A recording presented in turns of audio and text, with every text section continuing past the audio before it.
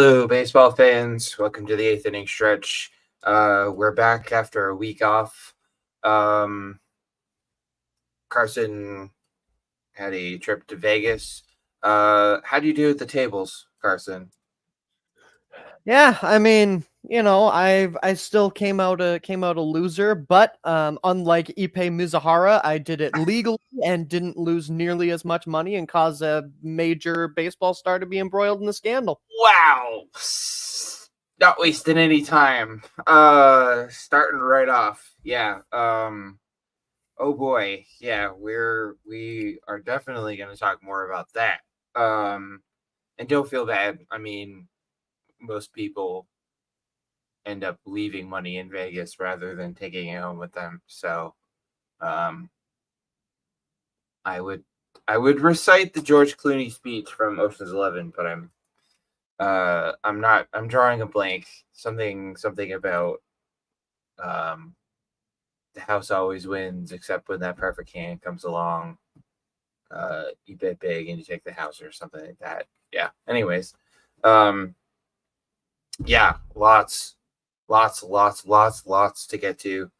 Yeah, man, it seems like every time we take time off, everything goes nuts. Yeah, apparently we just need to take time off more often because the baseball world just decides, okay, boom, here's a massive story for you now. Yeah, two massive stories actually going on right now. The Shohei Ohtani scandal and unrest and drama in the MLBPA, which we'll get to also. But yeah, no, seriously, every time we take time off, everybody, every time without fail, the baseball goes and loses its damn mind. So, um, yeah, we'll get to all that here in a minute. First, a little housekeeping and announcements. Well, actually, first, before any of that, um, Carson, we need to pass along our condolences to the Angelos family. Longtime Orioles owner Peter Angelos just passed away yesterday, I think. Yeah. The news came last night, so obviously condolences to the Angelos family. Yeah. All the good thoughts and happy vibes towards them their way. Peter Angelos, like you said, longtime owner of the Orioles, had a complicated history. I think it's fair to say with the team, but Yeah. was overseeing the team for a very long time. And just a reminder too to everybody, because I've seen some comments online that kind of made me throw up in my mouth a little. Of as complicated as of a history that he may have had with Baltimore and with the Orioles. Like, this is a human being. There's still a family that's affected by this. So, no matter how you feel about him, send your good thoughts to the Angelos family. Yeah, and also, I mean, obviously, everyone knows him for owning the Orioles for all those years, but he was a highly successful attorney. Um, he was a philanthropist, did a lot of charity work and a lot of stuff in the Baltimore community, in the Baltimore area. Yeah, and obviously, yeah, complicated is a good word. Yeah, let's be honest. The Orioles weren't always the best. The Orioles went through some, and their fans went through some tough years. But yeah, overall, he did do a lot of good. Bought the Orioles in '93. And the one thing that stands out that I sort of remember, once I heard someone say this, I was like, oh yeah, I kind of forgot about that. During the 94-95 MLB strike, Carson, when as all the other owners basically were signing off on canceling the rest of the season, and of course the '94 World Series got canceled, Peter Angelos refused to sign it. and rightfully placed blame on the players for that strike, because that strike was that strike was pretty much entirely the players' fault. The players in the MLBPA at the time. And also during the strike, Angelos refused to sign replacement players. Yep, absolutely. And that was, this was in Cal Ripken era Yeah. Baltimore. So, um, this was something that happened a long time ago, and Cal Ripken had posted also a very nice statement on the artist formerly known as Twitter. Um, that I got a chance to read a little bit earlier today, and like we've been saying, complicated of a history as it may have been, he did do a lot of good in Baltimore. He kept the Orioles in Baltimore at many points where Yep. a lot of people thought they could potentially move. So there certainly are other parts of that history, and we don't want to overlook those. But Right. at the same time, he did a lot of good, and there's still a family that's in mourning today. Yeah. Yeah, exactly. So yeah. Everybody try to remember that. I know things can get a little complicated. When somebody passes away who was a complicated figure. I remember, when Bobby Knight passed away, there were a lot of questionable comments about Bobby Knight and stuff like that. But yeah, I mean, it's important to try to remember that, they are people, and they did have, they do have families and friends who are going to miss them. So, and the only other thing I wanted to mention about Pete Angelos, but Angelos arranged for, and this was way ahead of his time, he was key in arranging that a 2-game exhibition series between the Orioles and the Cuban national team back in 1999, which was, I mean, groundbreaking then and way, way ahead of its time. So Peter Angelos Carson was he was way ahead of the curve on the international MLB international thing. Yeah, absolutely. You could certainly make the case that he did it before it was cool. Yeah, quite literally. So, but yeah, condolences to the to the Angelos family and friends and Orioles fans, because I'm sure Orioles fans are um, I'm sure Orioles fans are upset by the news too.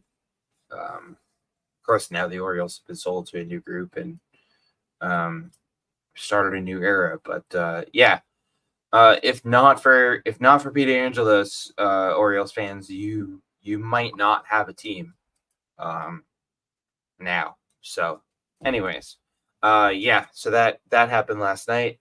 So onto a little bit of housekeeping and stuff. Obviously, next Sunday being Easter, we're off. Sorry guys. So you get us. We were off last week. You get us this week. You don't get us next week.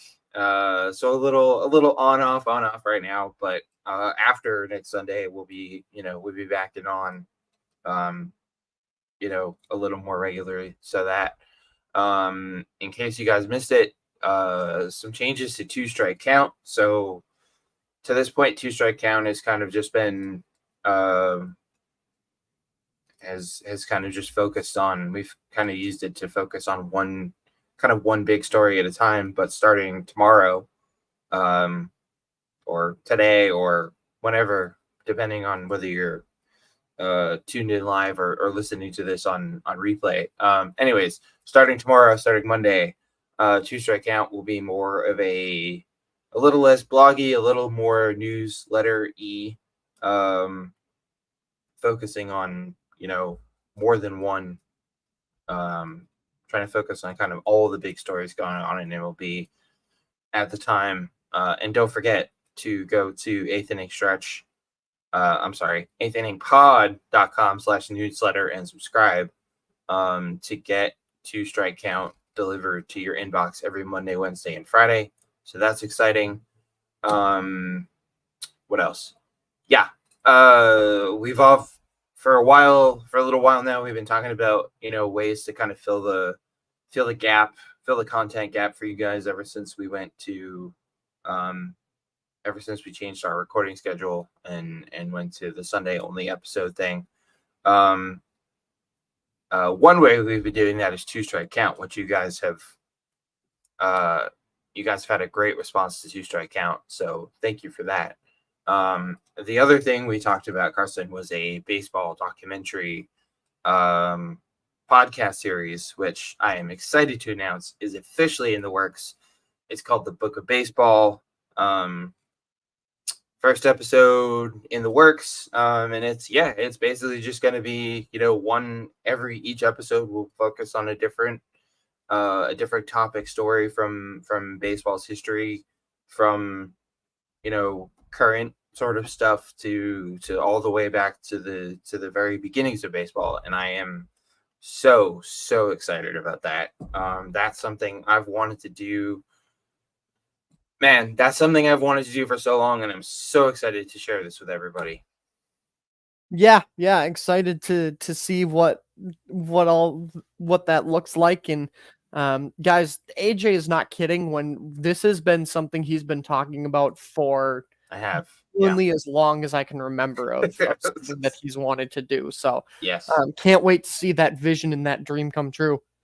Yeah, no, I really have. This is something for those of you who don't know, I am a huge documentary nerd. I love documentaries, and I'm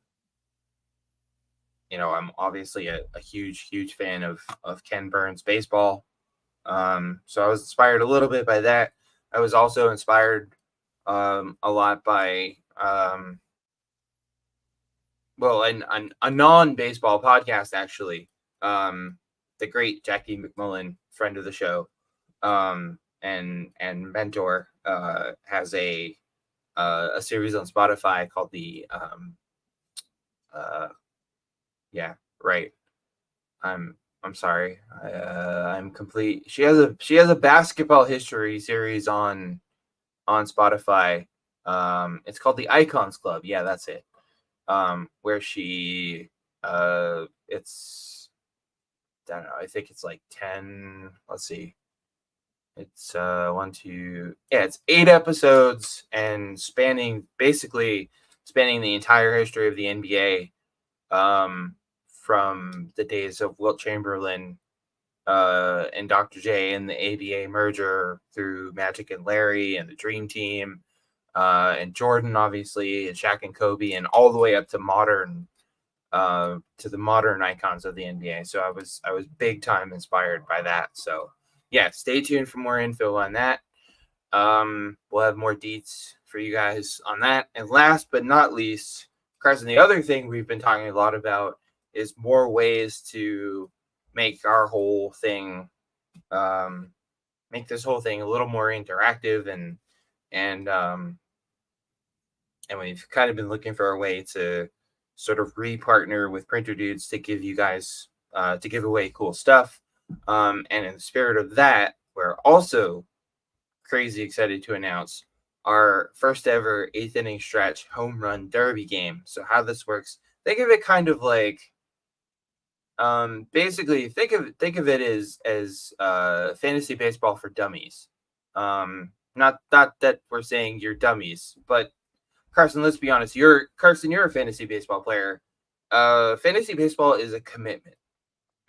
It is very much a commitment. We just had with baseball in full swing.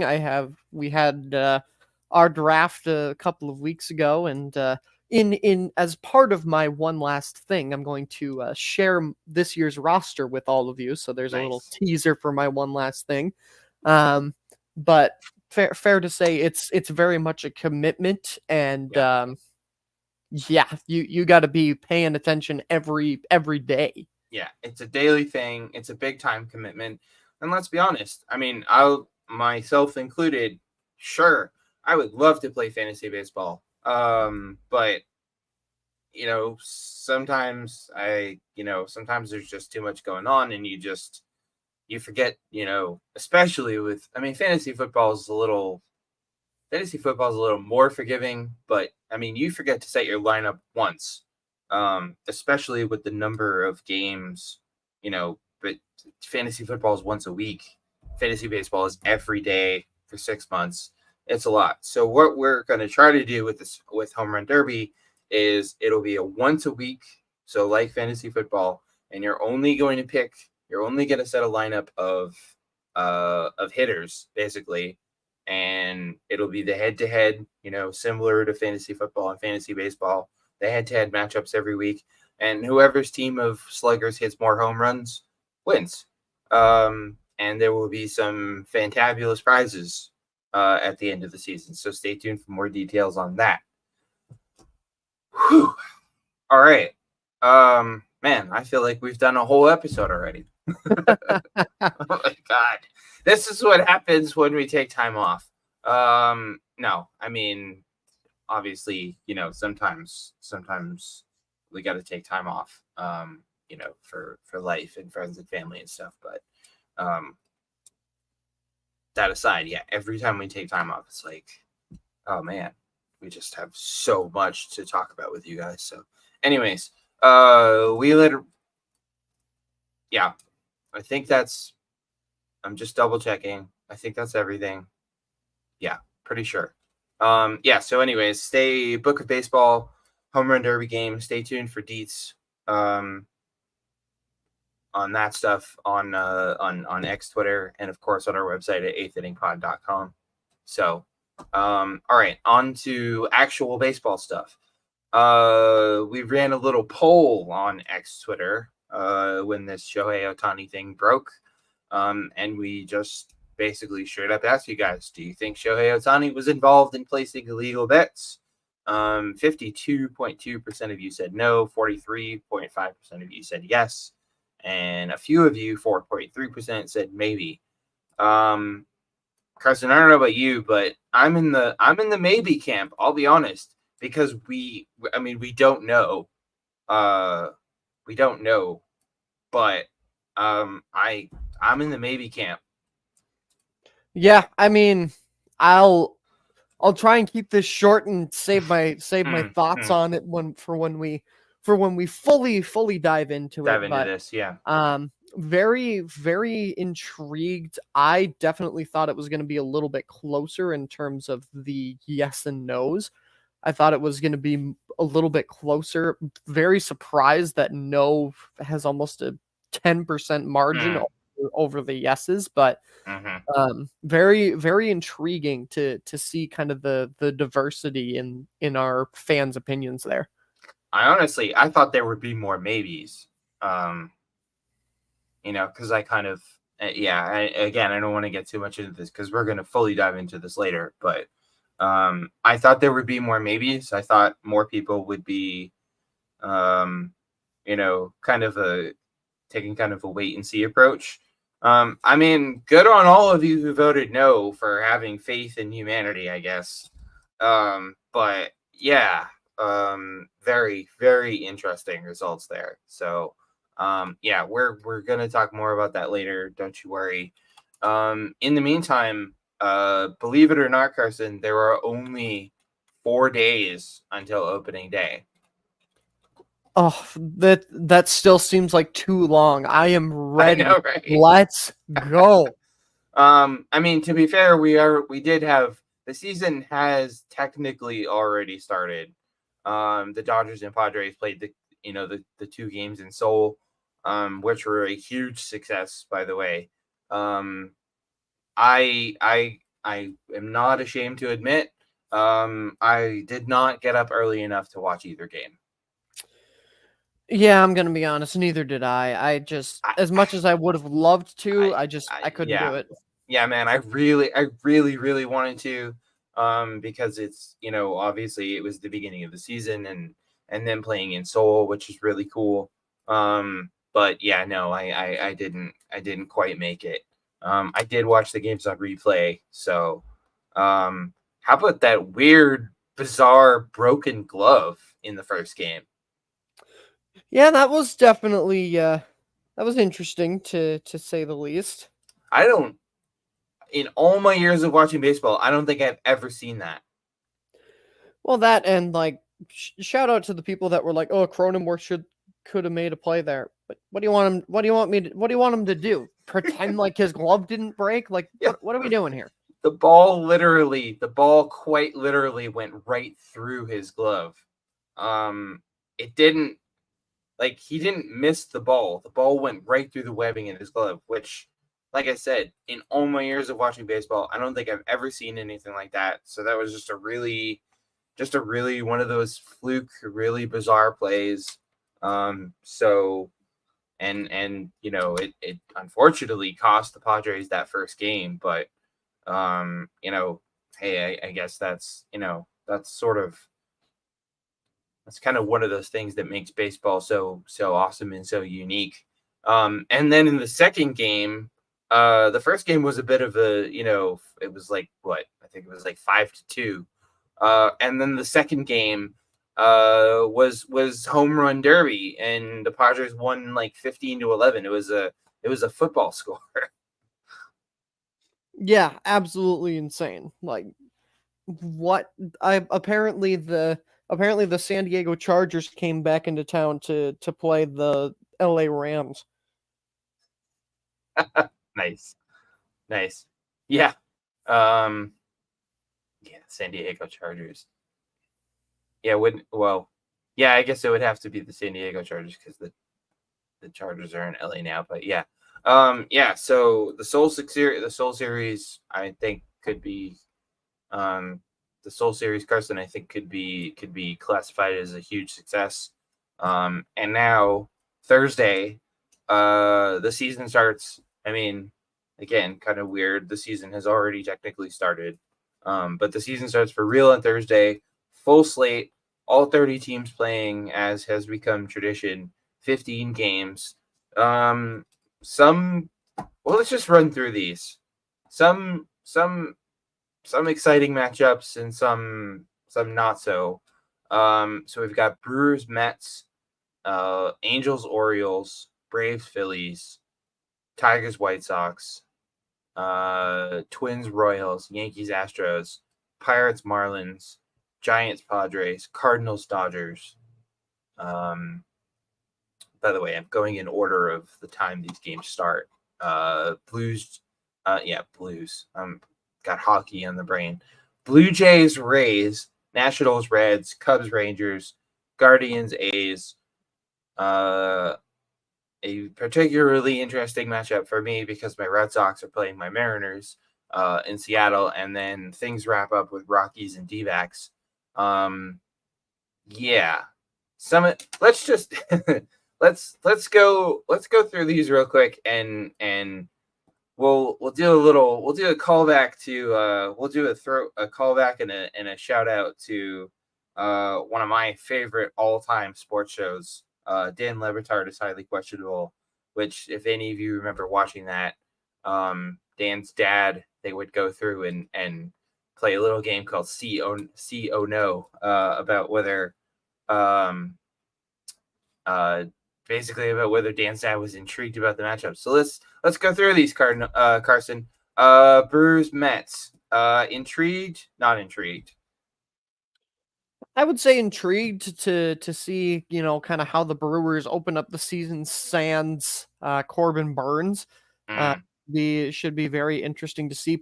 Freddie Peralta draws the opening day start against surprisingly Jose Quintana for the Mets. So I'm intrigued from the Brewers side of things for sure to see what they look like. Yeah. Yeah, no, I think Brewers Mets. I think it'll be a good game. Obviously, yeah. I mean, Corbin Burns no longer a Brewer. The Mets dealing with pitching injuries. So, but I think maybe, and I don't know if, obviously we don't know if we'll see him in this game, but I'm intrigued just by the simple prospect that we might see Edwin Diaz, and that his epic entrance from the bullpen. Yeah, yeah. The return of one of the best entrances in baseball, that's for sure. Yeah. They were playing the trumpet song at during one of the basketball games the other night, and um I was getting pumped. So yeah, Brewers, Mets, Angels, Orioles. No, not intrigued. Sorry. Yeah, no. I mean, I'm intrigued for the Orioles side of things to see what Corbin Corbin Burns looks like Burns. in his first start as an Oriole. Yeah. From the Angels side of things, I'm just intrigued to see how fast Mike Trout's going to get out of there. Yeah. Come on, Orioles, Angels. That's the best they could do for opening day for the Orioles. I don't know. I feel like there could be they could have scheduled a better opponent. I mean, let's be honest, they came more to be close. So, Braves, Phillies, I think is a no-brainer for both of us. It's Braves, Phillies, division rivals. The Spencer Strider against Zach Wheeler, the history over the last couple of years in the playoffs. Yeah, this is gonna be a damn good game. Yeah, absolutely. Very intrigued by that one. For all the reasons that you literally just said. Yes, CC, I'm very intrigued. Tigers, White Sox. Eh, kind of. No. No. This is a no for you. literally we're already starting. We're starting the season with the battle of the predicted basement dwellers of the AL Central. Like, no. I don't think the Tigers are going to be a basement dweller. I mean, they might be fourth with the White Sox being fifth. I think the Tigers are going to surprise a lot of people. Shameless shout out to Two Strike Count. I did a piece on Two Strike Count just a few days ago about in honor of March Madness of MLB teams that I thought could make a Cinderella run, and the Tigers are on that list. I think the Tigers could be a wild card team. Yeah. I mean, that's certainly fair. It's bold, I know.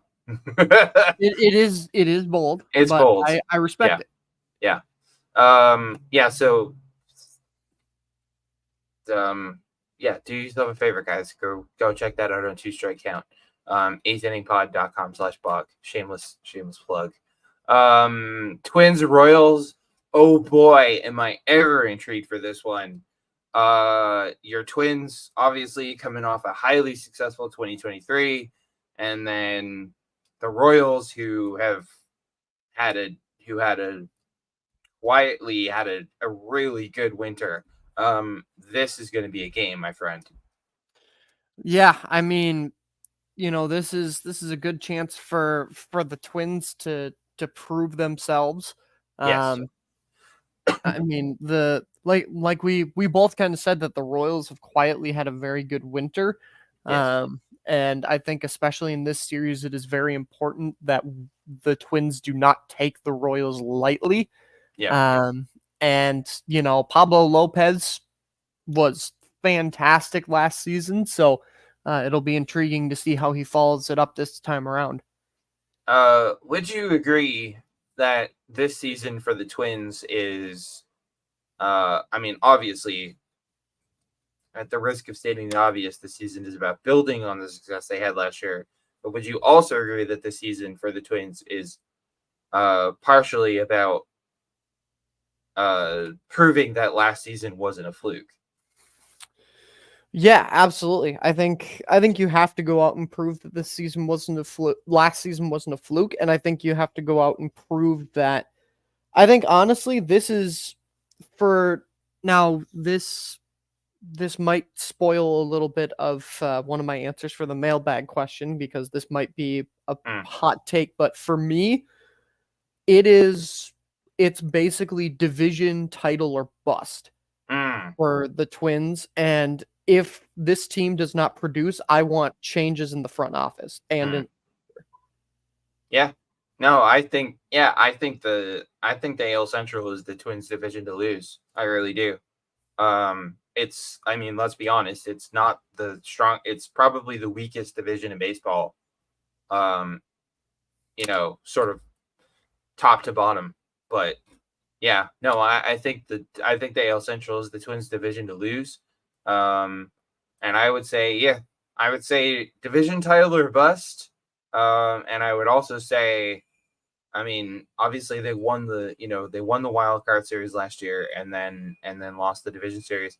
I would say, well, I don't know. I don't know if I would. I don't know if I would go as far as ALCS or bust, but it's close. Yeah, I think you have to win a playoff series again this year. For sure. Yeah.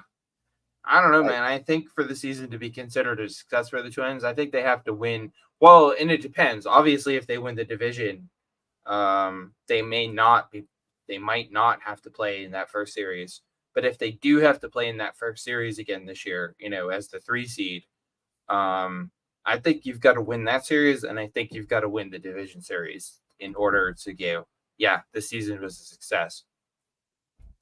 Yeah, I agree. Yeah. Not to put any pressure on the Twins or any pressure on Twins fans, but yeah. Yeah, so Twins Royals, that's gonna be a hell of a game. And everybody do yourself a favor. Kind of like what I did with the D-backs last year. Keep an eye on the Royals. The Royals are gonna be, I know my Twins fan co-host doesn't want to hear this, but the Royals are going to be a good team this year. Yeah, let's see. What do we got? Yeah. Yankees, Astros. Yeah, no. Hard pass.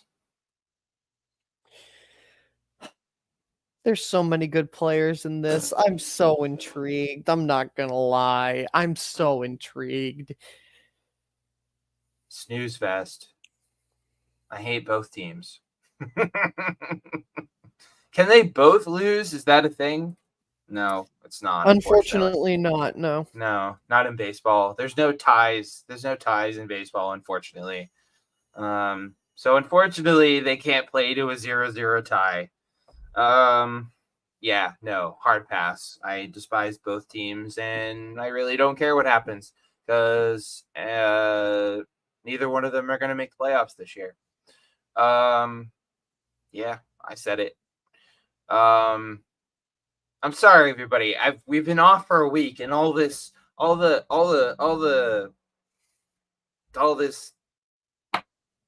I don't even know what you'd call it. All my zippiness has been building up for a week, so it's all coming out now. Pirates Marlins. Yeah, I'm actually pretty intrigued by this matchup. The Marlins, two really good young teams here. I'm lukewarm on it. I'm kind of Fair enough. I just think there's a lot of really young, talented players on both of these teams that are the teams themselves. Yeah, no, maybe not so much, but the players. Yeah. Yeah, I think that, Jazz Chisholm Jr., ladies and gentlemen, he's worth the price of admission alone. Yeah, that's fair. That's very true. Yeah, so Pirates, Marlins, and Miami. Then we come to Giants and Padres, and this was already an intriguing matchup for me, Carson. But we just added a whole other level to this one with the Giants signing former Padres pitcher and NL Cy Young winner Blake Snell. Yeah, color me intrigued for this one. Yes. Yeah, CC very intrigued on this one. Logan Webb gets a start for the Giants. Apparently the Padres haven't named their opening day starter yet. I guess that's what happens when you let the reigning NL Cy Young winner walk out the door and hop on a bus, plane, train. I don't know I guess San Diego's like Southern California and San Francisco's up north. Yeah, you could probably take a bus. Let them walk out the door and take a bus up to the Bay and join your division rivals. Oh, and the other added layer I just realized on this one, Giants being managed by former Padres manager Bob Melvin. I completely forgot about that. So did I. Yeah, CC, very intrigued. Yeah, this and oh, by the way, a division rivalry game. Yeah, this. Well, we'll once we go through all these, we'll talk about our sort of must watch, I guess, or like the most intriguing of all these matchups. But Giants Padres is definitely in the running. Cardinals Dodgers. I mean, yeah, I guess I'm intrigued to see Shohei Ohtani in his Dodgers debut, I guess. But I have to be honest, Carson, what really intrigues me about this is okay, let's see how the Dodgers handle the distraction of all the drama going on with Shohei Ohtani. Yeah, very very intrigued. I'm just intrigued to see. Honestly, I'm intrigued to see who the new interpreter is. Yeah, and also from the Cardinals' perspective, all right, Cardinals, you had a clunker of a season last year. Let's see if you can come out and bounce back in the first game of the new season. Blue Jays and Rays, again, a game I wish both teams could end in a 0-0 tie because they're both division rivals of my Red Sox. Interested. The Blue Jays is another one of those teams that Carson that we've been talking about. This season is put up or shut up time for the Blue Jays. Yeah, absolutely. There's a certain seat in Toronto that if you try and sit on it, you're gonna catch on fire. It's a little toasty. Hi, John Schneider. How are you? Yeah, that's your seat, bud. Yeah. There are a lot. There is some pressure on the Toronto Blue Jays right now, no doubt about it. Mm-hmm. Yeah, big time.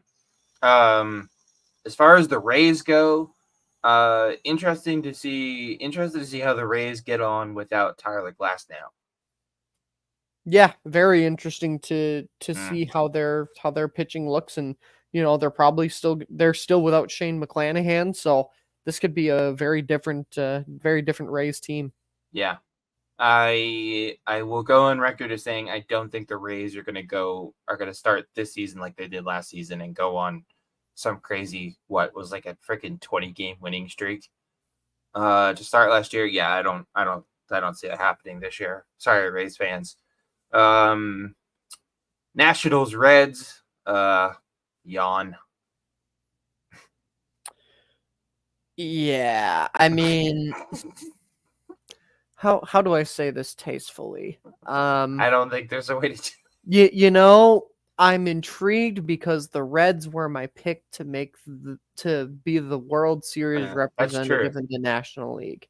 I'm gonna go the diplomatic route here and say that I'd rather watch paint dry than watch the Washington Nationals play baseball. Yeah. Sorry, Nationals fans. I really am. I feel bad for you guys.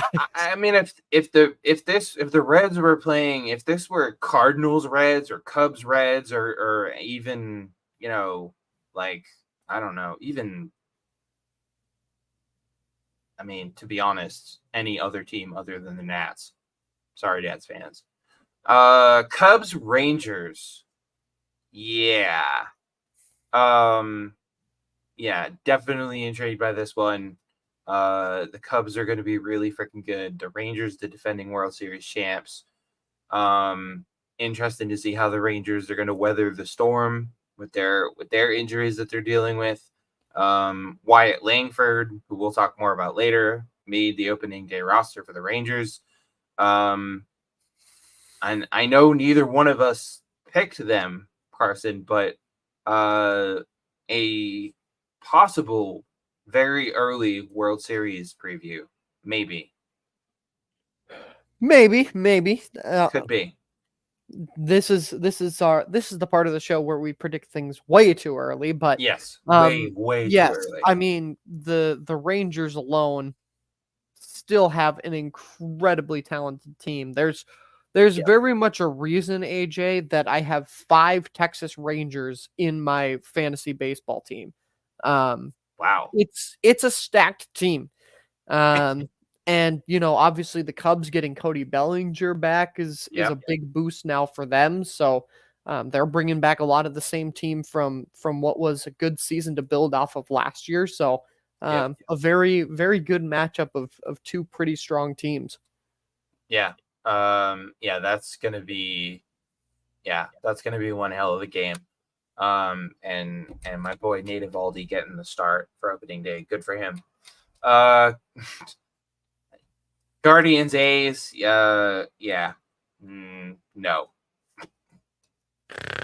Yeah, snooze fest. Sorry, what? The Oakland Athletics are playing baseball? Oh, sorry, what? Two not so good teams. Yeah, no I'm thanks. sorry, A's fans, but I'm just going to be honest with you. Anytime that your team plays against somebody, I don't care if it's the MLB All-Star team, I will not be intrigued. Yeah. If we're not doing it yet, but if we were doing your tankathon, that'd be it right there. Yeah, this would probably be it. Red Sox Mariners. I mean, yeah, obviously I'm intrigued by this. My 2 teams going head to head to start the season at beautiful, breathtaking T-Mobile Park in the beautiful city of Seattle. Mariners, obviously, Carson, sky high expectations for the Mariners this year. Yeah, obviously sky high. I mean, heck, I picked them to win the World Series, but seemingly through osmosis of AJ doing it for the past 2 years. For the past 2 years and being wrong. So, yeah. Hey, Mariners fans, maybe third time's the charm. Maybe so. We will find out. No, but I mean, the Mariners really freaking good. Best pitching staff in baseball. Yeah, I said it. A lineup that I think is much improved over last year. Not the least of which has to do with the addition of Jorge Polanco. And my Red Sox. My Red Sox have had it. My Red Sox had a bit of a rough spring. Lucas Giolito done for the year. Obviously, they didn't make a whole lot of free agency moves. They did go out and get Tyler O'Neill, which I really like that move. And a lot of people have been, including mostly Red Sox fans. Well, I'm putting Red Sox fans in air quotes. Have been down on this team. You know what? Screw all of you. Y'all can go be Yankees fans for all I care. We don't want you. We don't need you. But I'm cautiously optimistic about my Red Sox. I think the Red Sox are going to be. I think they're going to be sneaky good. Yeah, this is a very intriguing matchup. I mean, the Red Sox are, I think the blow with losing Giolito, not great, not a great way to start the year, but still a very talented team, still a lot of good bats up and down that lineup. So Rafi Devers, Trevor Story, who's primed for a bounce back. Yeah, boy, for your sake, I hope so. Yeah, me too. For his sake, I hope so. Or he's going to be on the next train out of Boston. I'm cautiously up. Last year, before the season, heading into the season, I was like, yeah, no, these guys are going to suck. This year, I'm cautiously optimistic. And they've got a lot of really good young talent. I mean, Brian Bello is getting the open day start, which I think tells you everything you need to know. All right. And last but not least, Rockies D-backs. Obviously, it's the D-backs. Zach Gallen getting the open day start. I know they're playing against the Rockies, Carson, but I just, after last year, I can't not watch the D-backs. Yeah, I mean, it's the D-backs, but It's the The Rockies. The Rockies drained this series so Yeah. bad. Yeah. Oh, great. I get to watch the team with the guy who's starting to regret signing there. Awesome. Mm-hmm. Kyle Freeland, though, getting the opening start. Kyle Hey, Freeland is shout out to Kyle Freeland. Kyle Freeland is a lot of fun to watch. For anyone who hasn't had a chance to watch him pitch, I've seen him pitch a couple times in person here in Colorado. So, yeah, Kyle Freeland is a lot of fun to watch. But yeah, I know the Rockies kind of dragged this thing down, but it's the D-backs. And come on, everybody. After the run the D-backs went on last year, how can you not watch this team? Because, spoiler alert, they're even better than they were last year. Although they're dealing with an injury issue of their own, which we'll talk about later. All right, so we've kind of run through these things. Let's play a little most intriguing and least intriguing. Let's let's flip the script a little bit and let's start with the least intriguing. And I think we probably both agree that it's Guardians and A's. Yeah, not even close. Like, look, the Guardians still have some. I mean, Nats Reds is up there. Nats Reds ain't great, but the Guardians still have Jose Ramirez, who is one of the most underrated stars in baseball. They've Carson. still got a solid young core. Hello. Hello. Sorry for the technical issues, everybody. Carson is Hello? cutting out a bit. Hello. Yes, you cut out for a second. Oh, okay, interesting. Yeah. Anywho, well then, back to your regularly scheduled programming of. But yeah, the Guardians still at least have like Jose Ramirez and like a pretty talented core at the very least, but the Athletics are just the Athletics. They're not good. Like, yeah, they're what is there to be happy? Like, AJ, this is a Major League Baseball team that has turned off replies to their posts on Twitter. Wait, are you serious? Yes. I didn't know that, but I'm not surprised. They turned off replies. Do you know how much you've got to be getting roasted in order to turn off replies to your tweets? That's pretty bad. Yeah. Yeah, I know. Guardians A's is definitely least intriguing. Most intriguing. Oh man, there's a couple. I mean, Braves Phillies, but we've seen that movie a bunch of times.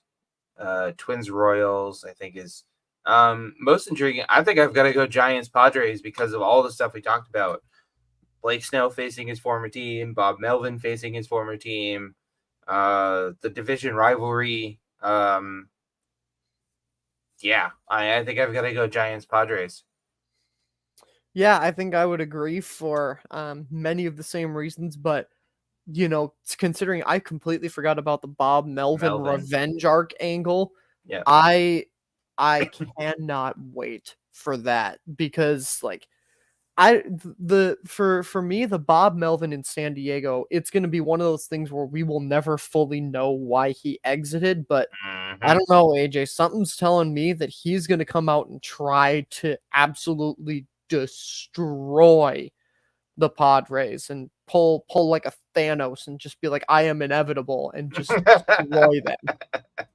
Yeah, no, I agree 100%.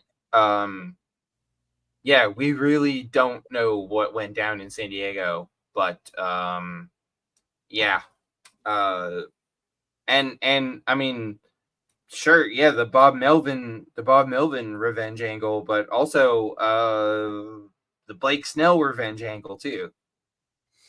Yeah, that too. Very, very, very true. I mean, the Padres, they let him walk, and I mean, unless I missed it, I don't think the Padres even made him an offer this winter. I don't think so.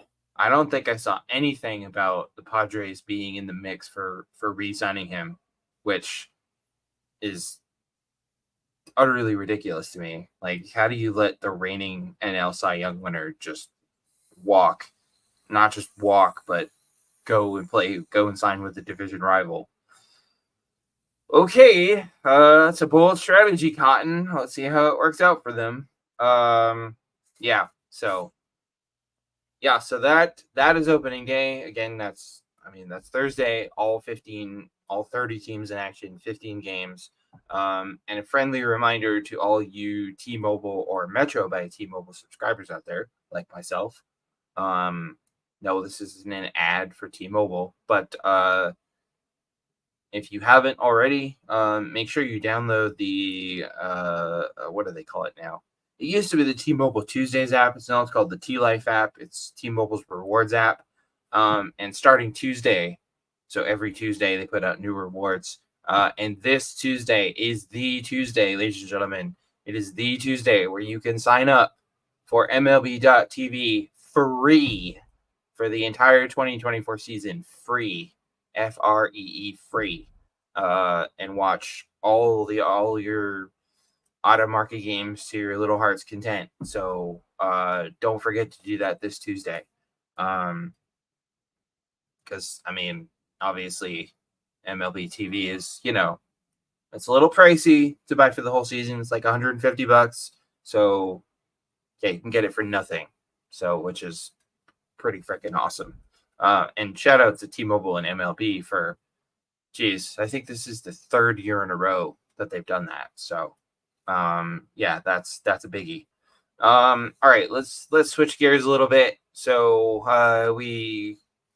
anyone who listens to the show with any regularity knows that we like to we're both big fans of The Athletic, especially their baseball content. So The Athletic, Carson just put out this list ranking all 30 opening day lineups. I guess we could let's just run through these real quick. We'll start at 30, and then we'll go back. 30 is the Oakland A's. No surprise there. 29 is the Rockies. 28th, the Nationals. 27th, the Marlins. 26th, the White Sox. 25, Guardians. 24, Royals. Not sure I agree with that. 23 is the Angels. 22, the Pirates. 21, the Tigers. 20, my Red Sox. 19, the Giants. 18, the Blue Jays. 17, the Cardinals. 16, the Mariners. 15, Brewers. 14, Mets. 13, Cubs. 12, your Minnesota Twins. 11, the Padres. 10, the Reds. 9 are the Rays. 8, the D-backs. 7th is the Yankees. 6 is the Orioles. Phillies at number 5. Astros at number 4. Number 3, the Rangers. Number 2, the Dodgers. And number 1, the Braves. I don't think there's any surprises that the Braves and the Dodgers are 1-2. Yeah, no surprises there. But I'm gonna be honest, AJ. I don't know about you. I have a lot of problems with this list. I do too. Yeah. I have quite a few problems.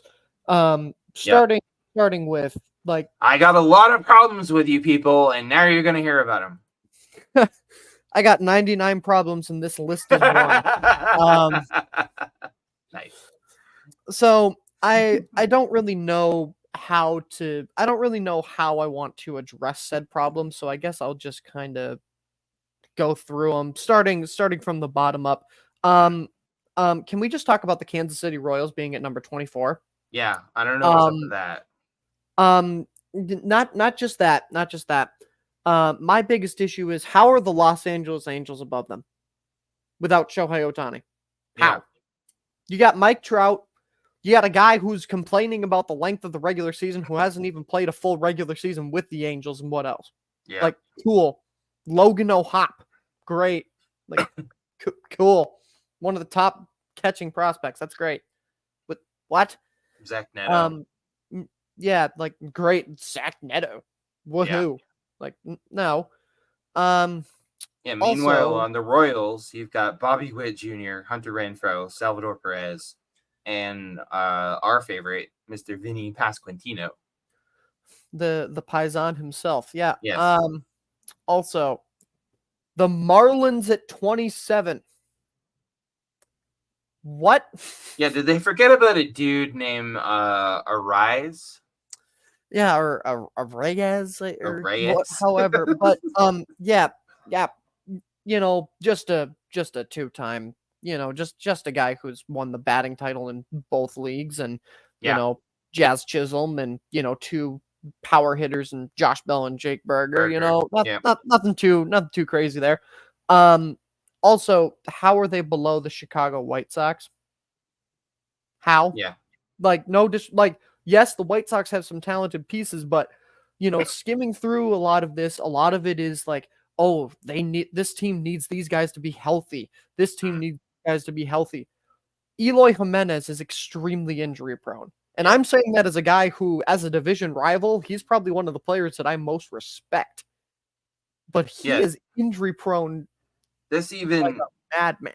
they even say in their who's the knucklehead who wrote this anyways? Oh, Jim Bowden. Yeah, I might have guessed. Um, Shocker. Yeah, he writes in his little blurb here about the White Sox. Where are they? Marlins, White Sox. He writes in his little. He even says it. They're hoping that DH Eloy Jimenez can stay healthy and play a full season. Yeah, hoping. Yeah. Now, I feel like we might disagree on this one, but for Mm-hmm, me, I'm looking at the Baltimore Orioles mm-hmm, at number 6, mm-hmm. and I think that right now that's too high. Wow. That is yeah, I mean, Let me put it to you this way too. Your Diamondbacks are 2 spots below them. yeah, no, I the Diamondbacks are top 5. Actually, yeah, I would so the Orioles are 6th, the Yankees are 7th. I think the Yankees are too high too. That I think the Yankees are in a pretty good spot. I I mean, mean, you've got Juan Soto and Aaron Judge and everyone else. well, don't forget about I feel bad saying this because I know it's gonna feel like a knife in the back, but Verdugo. they also did get Alex Verdugo.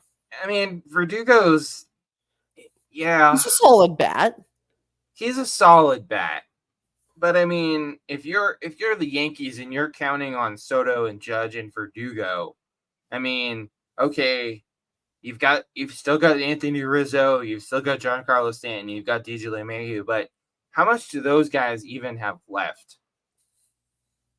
Yeah, I don't that's know. true. That's I true. don't. I just. I don't. I think the Yankees are too high.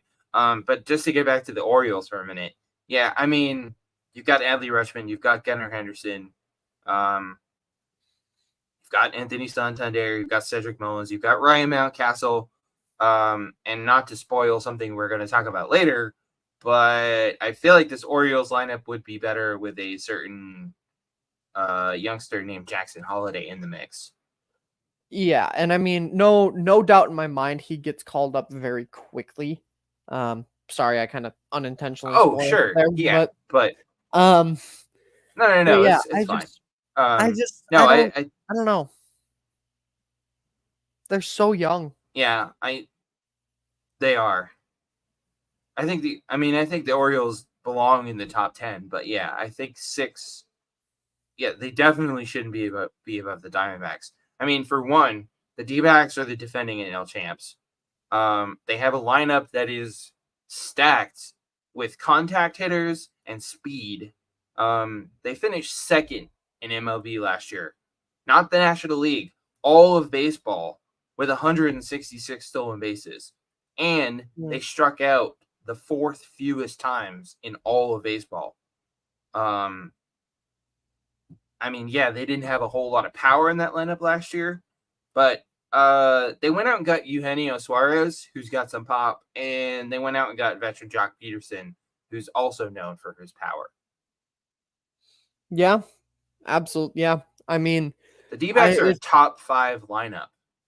yeah, I mean, if you flip, I would flip like, I agree with you. I still think the Orioles are definitely top 10.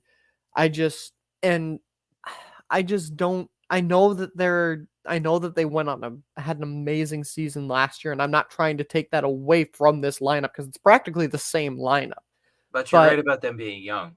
right, that's Mhm. just where my concern comes in. And yes, you've got these veteran guys, like you've got your Anthony Santander, you've got Cedric Mullins, you've got Ryan Mountcastle, you've got the veteran guys, but I don't know, with the majority of their lineup being so young, I think it's too early to rank them this high. Yep. And if the Orioles want to go the places they want to go, the the youngsters need to produce too. Right. So you can't just rely on Santander and Mullins and Mountcastle. Yeah, I'm sorry. I'm looking at this, and I know the Braves are the Braves, and I know the Dodgers are the Dodgers, but I almost feel like I don't know, man. I almost feel like the Braves and that he put the Braves and the Dodgers 1-2 by default. Um, I know they're both ridiculous lineups, but I don't know. I have concerns about the chemistry in the Dodgers lineup. Um, I mean, this Braves group, they've been playing together for a few years now. Yeah, that's true. Your Matt Olson, your Ozuna, your Albies, Ronald Acuna Jr., obviously. They added Jared Kelenic, who, yeah, I mean, we'll see about that one. I mean, I hope Jared Kelenic can get his game together in Atlanta like he couldn't in Seattle. And they added Adam Duvall.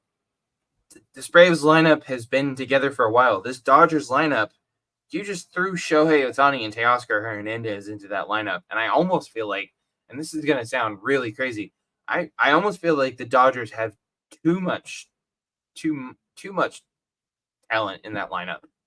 It's like an all-star team. Yeah, that's true. I'm not saying the Dodgers won't have a good lineup. On paper, yes. Braves won. I don't think either one of us can dispute the Braves being ranked on top of this list. No. Although again, Braves have had their fair share of issues. They haven't been able to get it done in the playoffs the last couple of years, so that's a question mark. I think I would put Rangers over Dodgers though.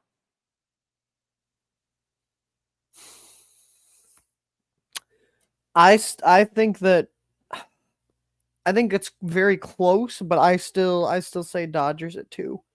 I mean, I just think that the Rangers, they're basically bringing back their entire lineup last year that, oh, by the way, they won the World Series with.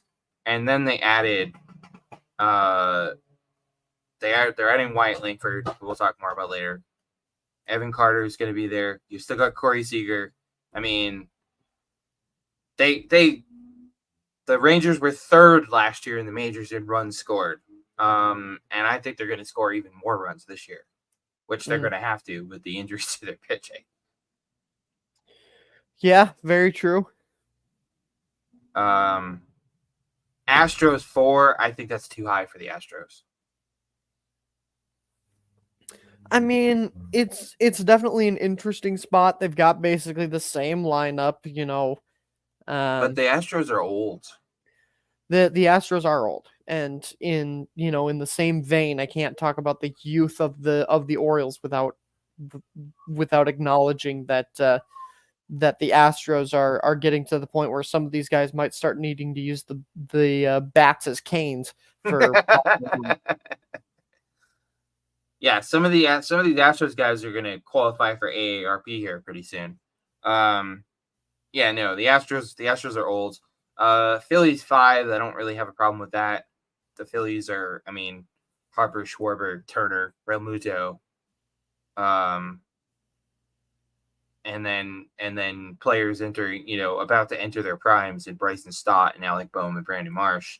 Orioles we already talked about. Yankees we talked about. D-backs we talked about. Tampa Bay Rays, yeah. The Rays were 4th last year in the majors in on-base percentage, slugging, and runs scored. I mean, they're basically bringing back the same lineup. Obviously, nowhere Wonder Franco. I don't know. I don't know, man. I don't know what to expect out of the Rays lineup this year. Yeah, I genuinely have no idea. They're such a wild card for me. Yeah.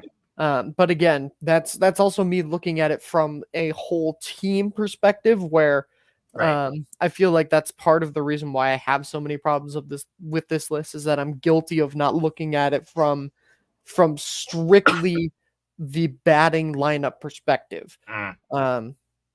No, Because I don't think you can. I don't think you can look at it. I don't think you can look at it strictly that way, though. I think right, you but have to that's take the team into account. yeah, but that's kind of the hard thing here, is that with this particular list, it's Ugh. purely focusing on the batters. This is why I hate lists like this.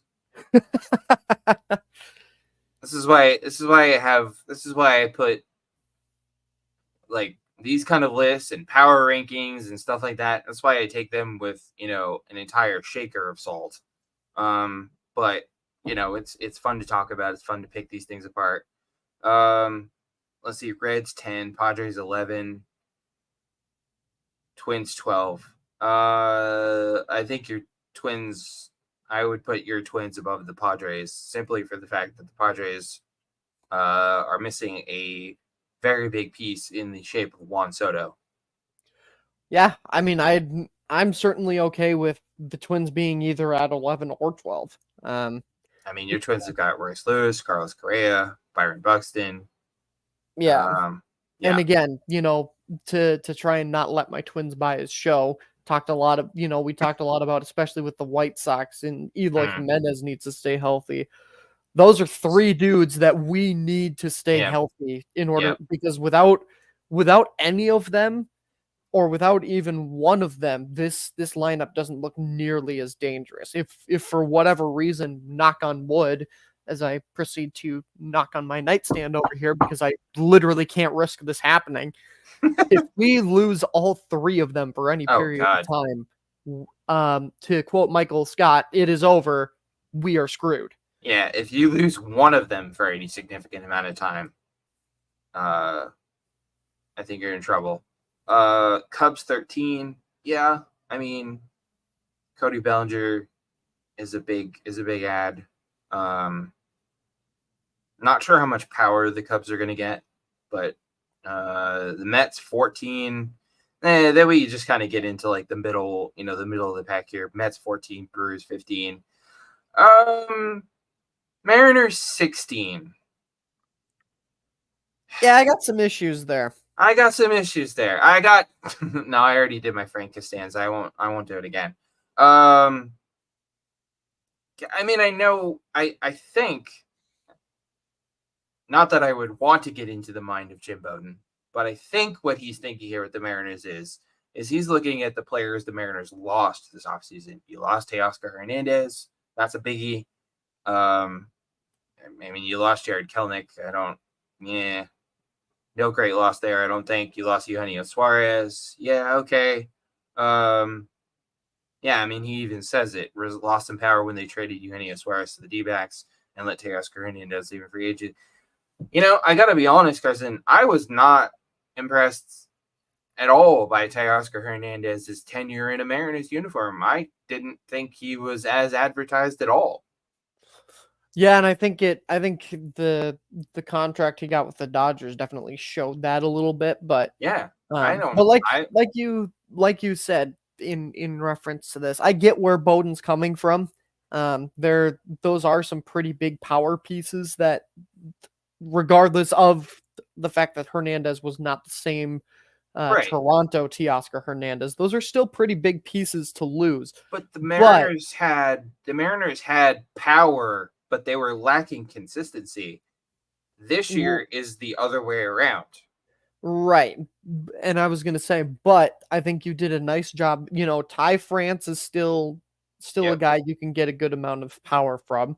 They traded for kind of an ultimate utility guy from the Diamondbacks and Josh Rojas. Yep. Jorge Polanco. Jorge Polanco comes in this year. You know, Mitch Haniger comes to them now in the trade for Robbie Ray. So, you know, they've done a good job in, you know, seeing some of those power guys walk out the door and bringing in some guys who, you know, Mitch Haniger, I think more so than like Jorge Polanco or a Josh Rojas, is known for his power. But, you know, as somebody who has spent an extensive amount of time watching Jorge Polanco, you can get at least a good amount of home runs, at least in the teens, if not more than that, from Jorge Polanco in terms of home runs. Yeah. I'm not expecting a ton of homers out of Polanco, but I think Polanco slots into that lineup really well.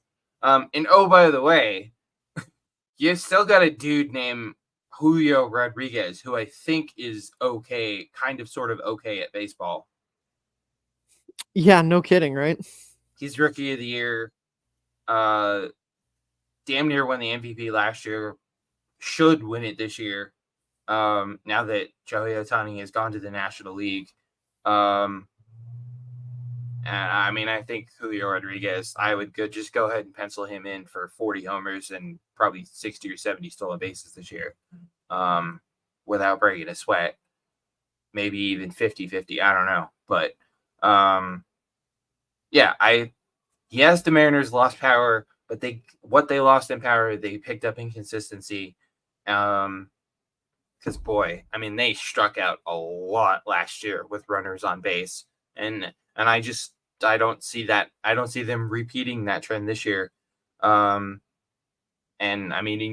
less you strike out, and the better you do with, stating the obvious, the better you do with runners on base, the more runs you score, typically speaking. So, and that's been their Achilles heel the last couple of years, is not able to score runs and not able to come through with the big hit when they need it. And I think they addressed that.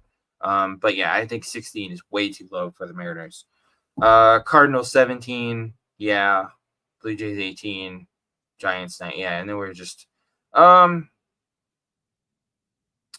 Sox 20. I'm trying to have a problem with Red Sox at 20, but I actually think that's pretty fair because nobody, including the Red Sox, has any idea what we're going to get out of this lineup this year. Yeah. I think they're almost too much of a wild card to try and figure out at this point. You got Rafi Devers, Tristan Casas should have a big year. Masataka Yoshida, I think, is going to have another big year. And then after that, there's that word again, hoping that Trevor Story stays healthy and hoping he can play like Trevor Story of old. Tyler O'Neill, I mentioned earlier, I really like that. Tyler O'Neill brings some power to that lineup. And then Jarren Duran, again, a lot of young sort of wait and see, I think, with the Red Sox lineup. But and then we get into the bottom tier, the Tigers 21, the Pirates, the Angels, Royals we talked about, Guardians, White Sox. We talked about the Marlins being way, way too low. An interesting list to say the least. I hate lists like this, but they're fun to talk about and sort of pick apart. But lots to keep an eye on with these opening day lineups. And keep in mind that if you're looking at your favorite team's opening lineup and you're going, remember, there's call-ups, there's, lineups change over the course of the season. They have to. So, anyways, by the way, I don't think I did this at the top of the show, but welcome to everybody who's live streaming us on Twitter and X, Twitter, YouTube, and Twitch, and of course, welcome to everybody who's listening to this on replay. We're live as we are just about every Sunday on YouTube, Twitter, X, and Twitch, and then of course, the episodes are available on demand Mondays wherever you get your podcasts. Go to Linktree/8inningstretch to find us on all your favorite platforms. Don't forget to give us a follow at 8th Inning Pod on X Twitter. And for more, including our newsletter, blog, 2 Strike Count, and to sign up and to subscribe to 2 Strike Count, head on over to 8thinningpod.com. And if you're so inclined, you can support the show using the QR code on the screen if you're watching, or if you're listening at 8thinningpod.com/donate. I was so excited to get back behind the mic at the beginning of the show. I forgot to do my little spiel. All right, so we talked about this. We sort of teased this at the beginning of the show, Carson. This just drama going on with the MLB Players Association. So it started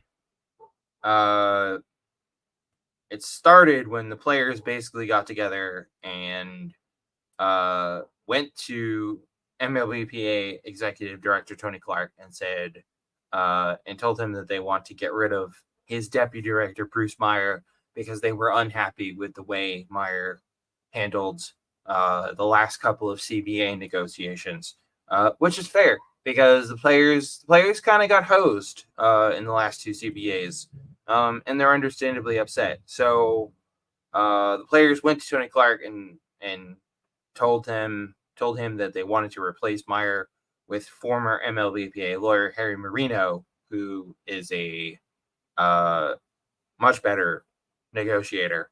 So this has been going on for a while, and now the latest, now that you're all caught up, everybody, the latest, Meyer wrote a letter to the MLBPA, emailed a lengthy letter to players outlining his accomplishments and challenging the quote unquote revisionist history going around in a coordinated multi-pronged campaign he believes critics are using to try to get him fired.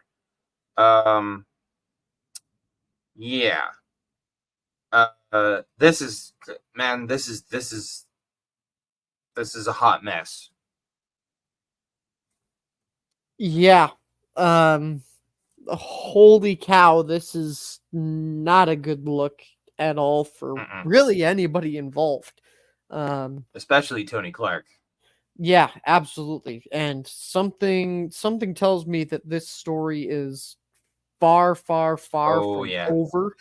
And you guys know we'll be giving you developments as they happen. That's for sure on this one, because yes, wow, I don't even know how to begin wrapping my brain around this one. Yeah, so basically the players are trying to convince Tony Clark to get rid of Meyer, because and rightfully so, Carson. The players are frustrated with the direction the MLBPA is moving in. The last 2 CBA negotiations have not really gone well for the players. No, it hasn't gone well at all. And they've like you said, they've been getting hosed for a good majority of these negotiations. And also a little background on Marino. Unlike Meyer, Marino pretty much has basically has the trust of the majority of the players. Marino, Carson, was the one who led the charge and succeeded in getting the unionizing effort for the minor leaguers, which was huge. Yeah, absolutely huge. And I mean, this is like it's not very often on this show that I am speechless, but this it feels like something out of a soap opera, like previously on Major League Baseball. Like it feels like I'm living through an episode of Days of Our Lives or something. Yeah. Yeah, I'm sort of just scrolling through this piece on the Meyer letter. Prior to this winter, however, and I mean, I think Scott Boras unwittingly played a part in this whole thing, Carson. I mean, we talked about it ad nauseum. His shall we say, questionable tactics for negotiating contracts for his free agents. Club spending is down, which obviously means player salaries are down. There's still the lingering issue of the revenue sharing for the players, and obviously the salary floor and the salary cap and all that stuff. Basically, in a nutshell, the players like Marino, they don't like Meyer. They're trying to get Tony Clark to get rid of him, and I gotta be honest. And again, this is obviously a still ongoing and developing story, but this doesn't look good for Tony Clark, because if Tony Clark doesn't, I don't know. I mean, I don't think Tony Clark should just automatically cave to the players, but if Tony Clark doesn't seriously, if Tony Clark doesn't get his act together and listen to the players, we could be looking at a situation, Carson, where the MLBPA not only gets rid of Meyer, but they also get rid of Tony Clark. Yeah, agreed. And that's a scary thought. It is, but I mean, I don't think it would be the worst thing in the world. And I think, I mean, if in a perfect world, I would, get rid of Meyer, get rid of Clark, and put Marino in charge of the MLBPA, who clearly in this whole mess seems to be the only one with the players' best interests in mind. Yeah, agreed. So, so anyways, you guys could go to The Athletic. You can actually, they have the full letter that Meyer wrote, which I'm not going to read, but you guys can read the whole thing. He basically, man, what a windbag. He's basically going on and touting all his quote unquote accomplishments, which, oh boy. Well, let me put it this way, ladies and gentlemen. If you're gonna go and read this letter by Bruce Meyer, make sure you bring a shovel. So that's obviously something we're going to be keeping tabs on here on the show, as well as on Two Strike Count. So seriously, just go to eighthinningpod.com and subscribe to Two Strike Count to make sure you don't miss any of it. All right. It's time to talk about the elephant in the room. We've been circling it. We've been dancing around it. We've been hinting at it. Shohei Ohtani. This is not what you want. I mean, the whole thing with the players union was bad enough, and this is really what you don't want 4 days before opening day. So just a little background, in case you've been, I don't know, in case you've been living in a cave. So the other day, news broke that Shohei Ohtani's longtime interpreter, hang on, I thought I had the article here. Sorry, everybody. I thought I had the article bookmarked.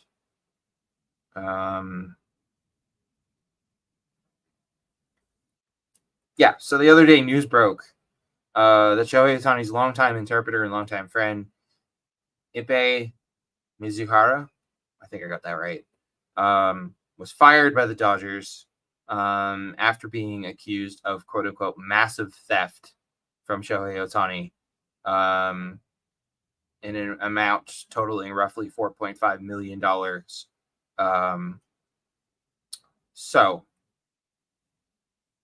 Since then, the Dodgers and Shohei Ohtani have been very quiet about all this. And then, Carson, the latest is MLB announced, I think it was yesterday, maybe the day before, that MLB has begun an official investigation into all this.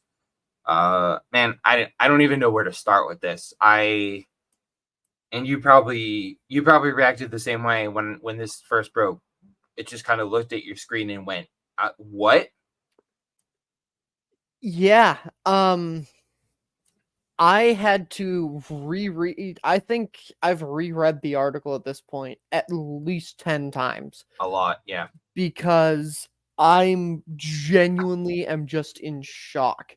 Talk about something that sounds like sounds like something off of a TV show or a story that I literally don't know where to start. This is sounds like movie. something. This sounds like something off of like. This sounds like a Goodfellas. This is a Netflix deleted story scene or something. Yeah, like this is a Netflix original. like it's absolutely wild. There are so many different components to this story that are insane. First and foremost, just the act itself is nuts. Secondly, like now getting back to the poll question, personally, I am with the 52% that say no. I don't think Shohei has anything to do with it, but the fact that he potentially could have something to do with it and has said nothing up to this point is another aspect of it. And third and foremost, I trust that this tweet is real, but I had found something, and I don't know if you maybe had saw it too, AJ, that there's a clause in his contract that he can opt out if the Dodgers fired his interpreter. What? No, I didn't see that. I thought you were going to talk about the thing about Mizuhara lying about his background. That too. I forgot about that. Yeah. He had said he had graduated from what, like UC Berkeley or something like that? UC Riverside, I think it was. UC Riverside, thank you. And the school's like, yeah, we have no record. No record of that.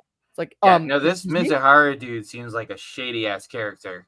Yeah, this dude is straight out of like a Netflix original series about the Yakuza or some shit. Sorry for the swear, everybody. Whatever, you guys don't care. Yeah, so the Dodgers fired Mizuhara after not Ohtani himself, Ohtani's representatives accused him of engaging in massive theft, using the players' money to place bets with a allegedly illegal bookmaker, Matthew Boyer, who, oh, by the way, is under federal investigation. Yeah, man, Hollywood couldn't come up with a better script than this.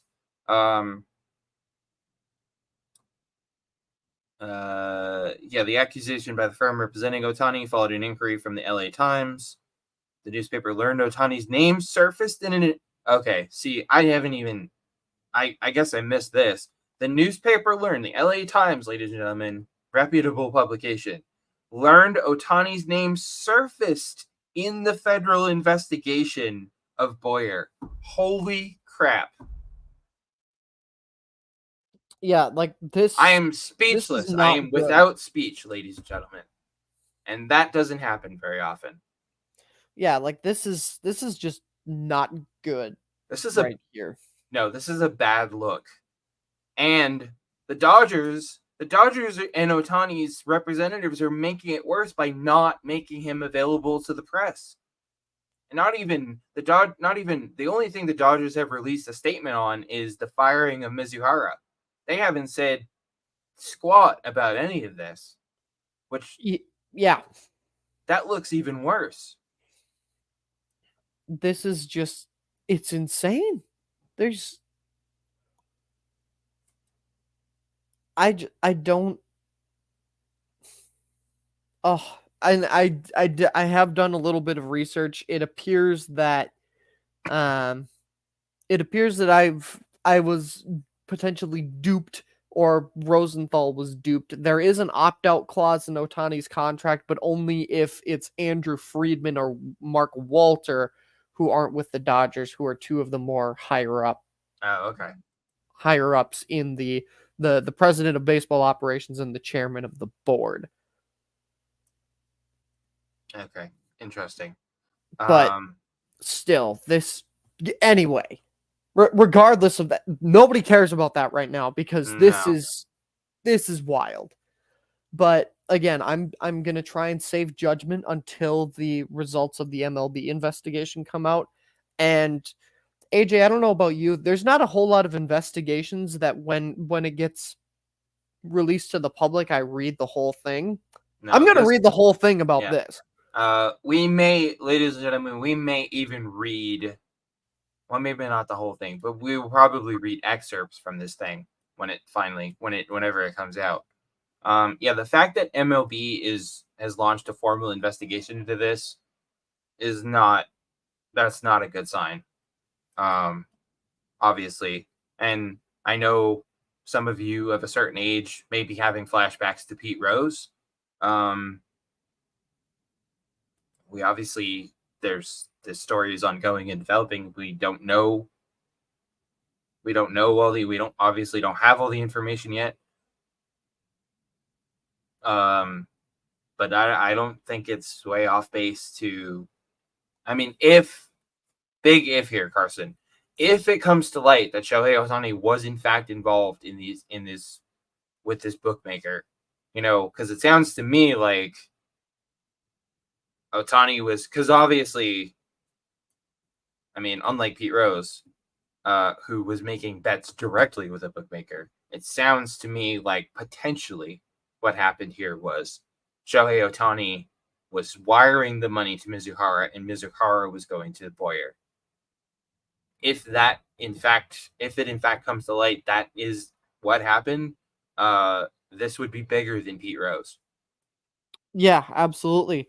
And again, we're glossing over the fact that as part of his credentials, it says that he attended UC Riverside, and they came out and said, we don't even have records of a student by that name, let alone somebody who graduated from the university. Yeah. And I'm not really sure what I mean, I hope these media outlets aren't trying to deflect from Ohtani by releasing all this stuff about Mizuhara's background. I mean, obviously his background is important, but and I've seen stuff. Obviously, this set social media ablaze. Understandably, I've seen stuff though.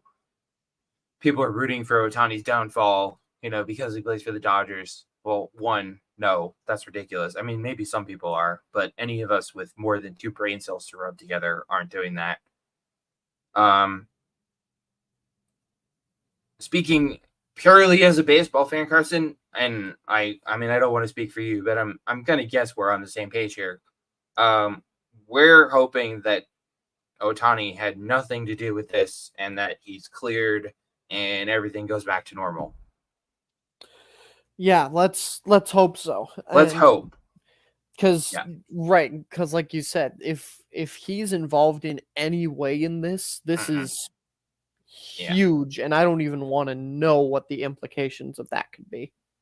I mean, that being said, we're hoping that Shohei Ohtani had nothing to do with this, that he really was wiring this money to Mizuhara to help him out with his own with Mizuhara's gambling debts. But on the flip side of that, when this investigation is over, and something tells me MLB and Rob Manfred has probably lit a fire under MLB's investigations department to, do a thorough job, but don't drag your feet too much on this. If it does in fact come out that Ohtani was somehow involved in placing these illegal bets, I don't care. I want him. I would want him punished to the full extent of the rules. Yeah, absolutely. Agree with you 100%. As much as that would suck, for baseball, for Dodgers fans, as much as that would suck. And the other thing I saw about this, I think it was yesterday or the day before, I saw somebody had tweeted something about, if it comes out that Ohtani was involved, baseball will never recover from this, yada yada, whatever. I mean, I get the sentiment, but Carson, baseball has a very long history, and baseball has survived multiple scandals. And obviously, as much as this would suck and as much as damage as it would do, if it does turn out that Ohtani did do something illegal, baseball will be okay. It'll be fine. Yeah. I mean, baseball survived the Black Sox. It survived Pete Rose. It survived the steroid era. Baseball will be fine. Because I don't think. Well, I don't know.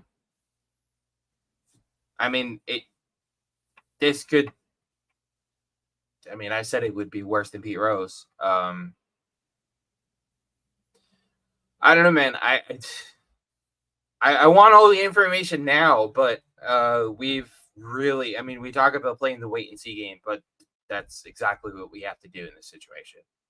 Mm-hmm. Exactly right. So, obviously, I mean, you guys know us. You know we've got you covered with all the latest on this as it unfolds. But it's truly bizarre. It's genuinely shocking. I mean, I don't know about you, man, but one of my first reactions was shock that Shohei Ohtani was the name linked to this. Yeah, I mean, obviously, now it's very possible, I think, that if this was a less big name, I feel like this story wouldn't get as much attention. It would already be out of the news cycle. Right. I mean, we're talking about,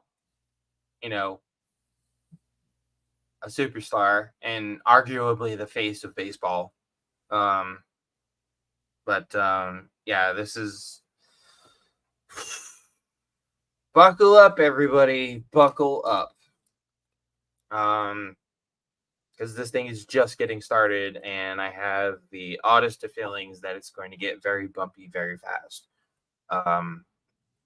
And again, we kind of hinted at it earlier, Carson, when we were talking about the Dodgers. I don't even know how you handle this. Well, the Dodgers are handling it as keeping their mouth shut and not and basically hurrying Ohtani out of the locker room after games. But I mean, this has to have an impact on the rest of the team, right? I mean, it has to. It has to. There's no doubt about it. This isn't some I don't know. This isn't. I mean, this isn't some minor. I mean, like last year with Wander Franco and the Rays, that kind of stuff is a distraction, obviously. But this is, whew, yeah. So I'm talking about being intrigued, Carson. I am very intrigued to see how the Dodgers. I mean, we know how the team's handling it. The team's handling it by not handling it. But I'm very intrigued to see how Ohtani's teammates handle this. Yeah. And how it affects, how it affects their performance on the field. And I know I rag on the Dodgers and I rag on the Dodgers fans, but man, I really feel bad for Dodgers fans right now. Yeah, I really do too. It really sucks for them. They have this amazing offseason where they go out and get, you got Shohei Ohtani, you got Yoshinobu Yamamoto. You thought, as a Dodgers fan, you're looking at your team going, this is it. This is the year we're finally going to get over the hump. And then this happens. So, anyways, like I said, we'll obviously keep you guys up to date on all the latest from this, both on here on the show and on Two Strike Count. So, anyways, all right. Now that that's out of the way, let's lighten things up a little bit and let's play a little buy or sell. So the season got underway last week with the Seoul series between the Dodgers and the Padres. They played a couple games against each other. They played some exhibition games against the Korean national team and against a team from KBO, the Korean League. And it was a huge success. So Carson, buy or sell that MLB should open the season abroad every year?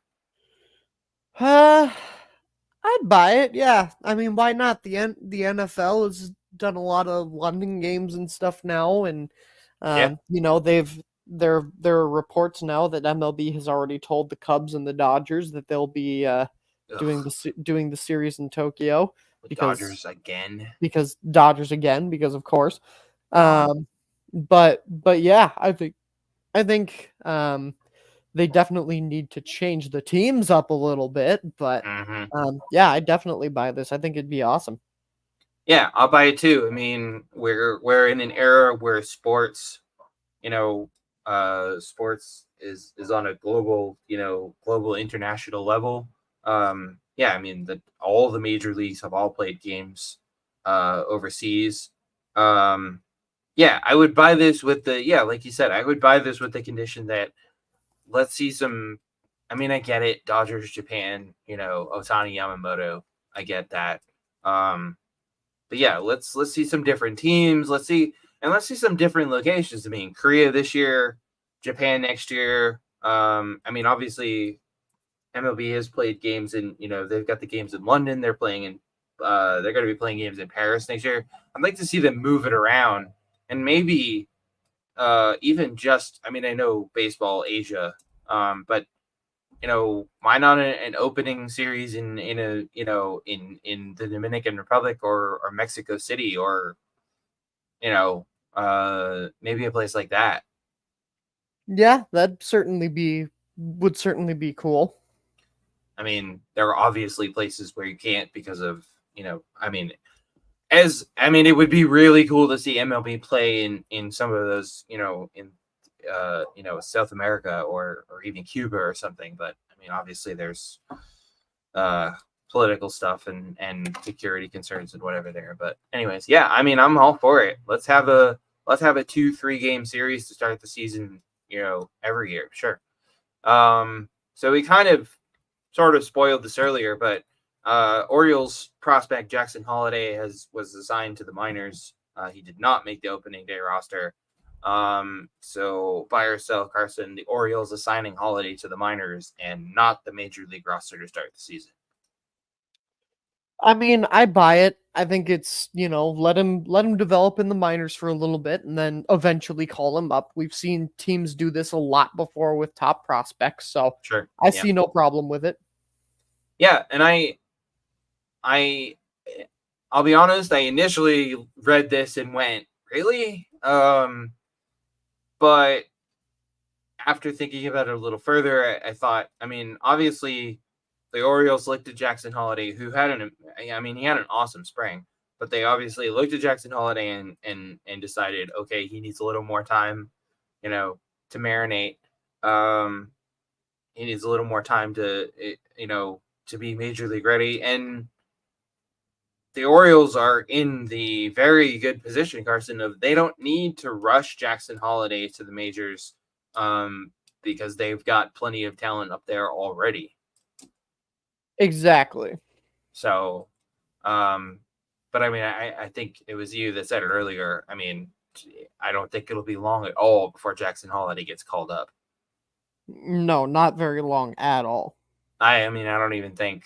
Yeah, no, I don't think it'll be long at all. So, um, anyways, another thing we talked about earlier, boy, we're just kind of like circling back. We're coming full circle here. We talked about the Giants and Blake Snell.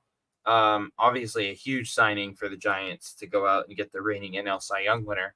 But Carson, buy or sell that the Giants will challenge for the division for the NL West with Blake Snell.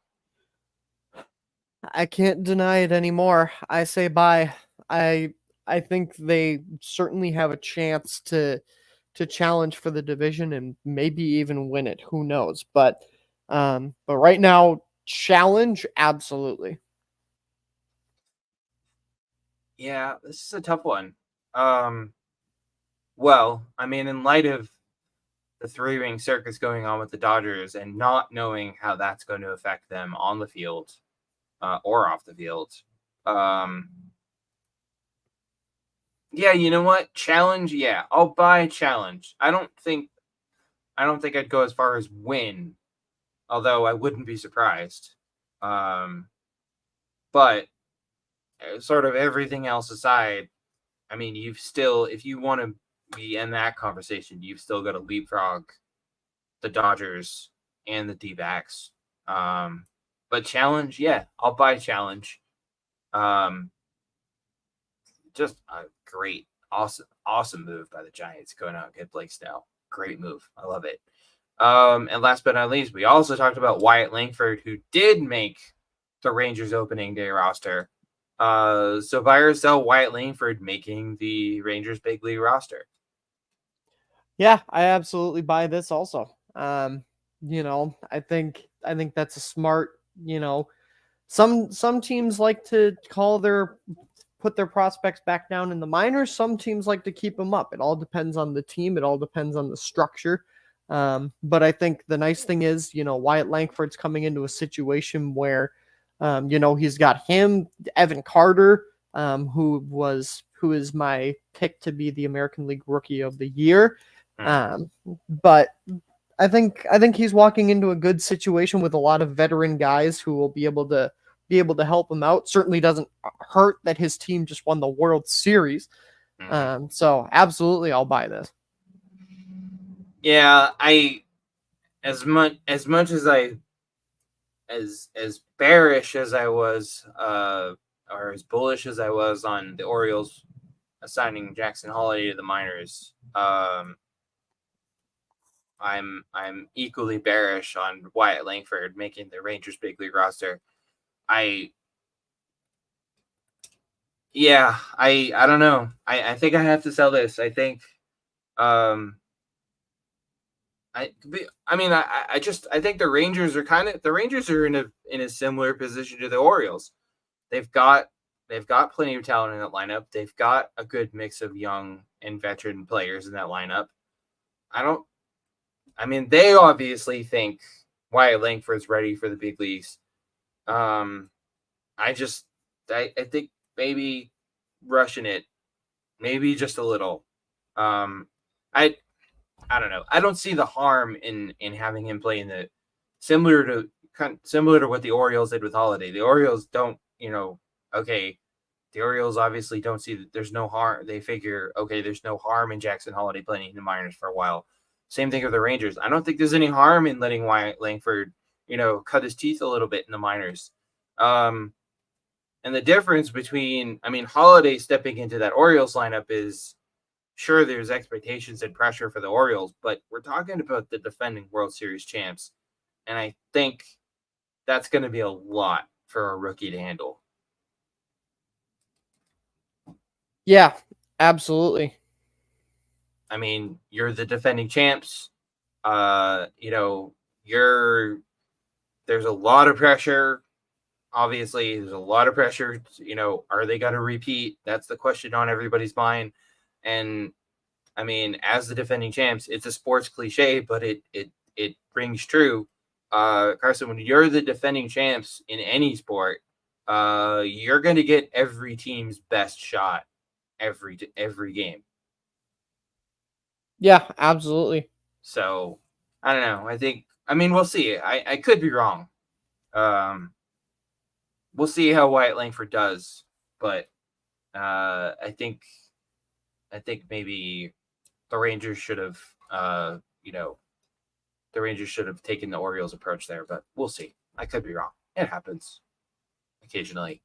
On to the mailbag. And don't forget, if you want to get if you want a chance to have your mailbag message read on the show, drop us a line at 8thinningpod.com/mailbag or 8thinningstretch@gmail.com. And we start this edition of the mailbag with Megan M., who wants to know, Carson, how worried should me and my fellow D-backs fans be worried about... Wait, you said worried twice. Sorry. Whoops. Typo. How worried should me and my fellow D-backs fans be about Erod's injury? Definitely a little bit worried as far as the overall team.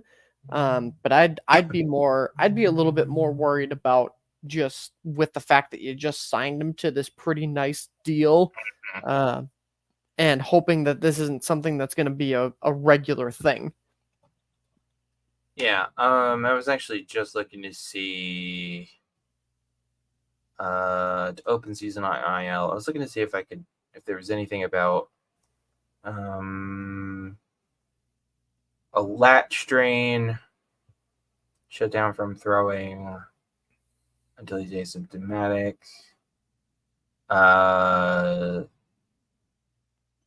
Well, the good news is it doesn't sound. It's a latch strain, and D-backs manager Torey Lovillo said, basically it's a day-to-day thing, which, I mean, at least it's not it's not something, not anything that requires surgery, at least at this point. I mean, on a scale of 1 to 10, I mean, if I'm a D-backs fan, I'd be about a 4 or 5. 1, it doesn't sound like it's too severe. Hopefully, knock on wood. But 2, Carson, the D-backs are still, even with Erod on the IL, they're still pretty set in the starting pitching department with Zach Gallen and Merrill Kelly. Yeah, very, very true. It's not like a situation with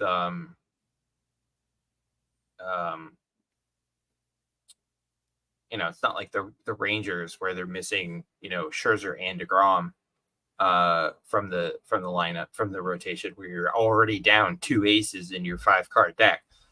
The D-backs still have 2 aces at the top of their 5-card deck. I think the D-backs will be okay, and hopefully Erod, obviously, as a D-backs fan, you're hoping he's back and healthy as soon as possible, but I think they'll be okay in the meantime. All right, Cody H., how would you rate the Mets lineup with JD Martinez on board? Well, I mean, once he goes up to the majors, because apparently they're putting him in the minors to start, but yeah, I mean, he definitely helped, but I don't know if I don't know how effective he's gonna be, because again, very similarly to the Astros core, how much does he really have left in the tank? True. Yeah, I mean, yeah, JD Martinez, he's not a spring chicken anymore. Yeah, I don't know. I think, yeah, I mean, obviously once he's in the majors, once he's in the major league lineup, I don't know how much he could. Yeah, I don't know how much he's actually going to offer in as far as production wise. But I mean, I don't think he can hurt having JD Martinez in your lineup. But I don't know. I don't really see him making an impact one way or the other, to be honest. Yeah, I'd agree with that. I mean, when I heard about, the Mets signed JD Martinez, I kind of went, eh. I mean, don't get me wrong, I'm a big JD Martinez fan.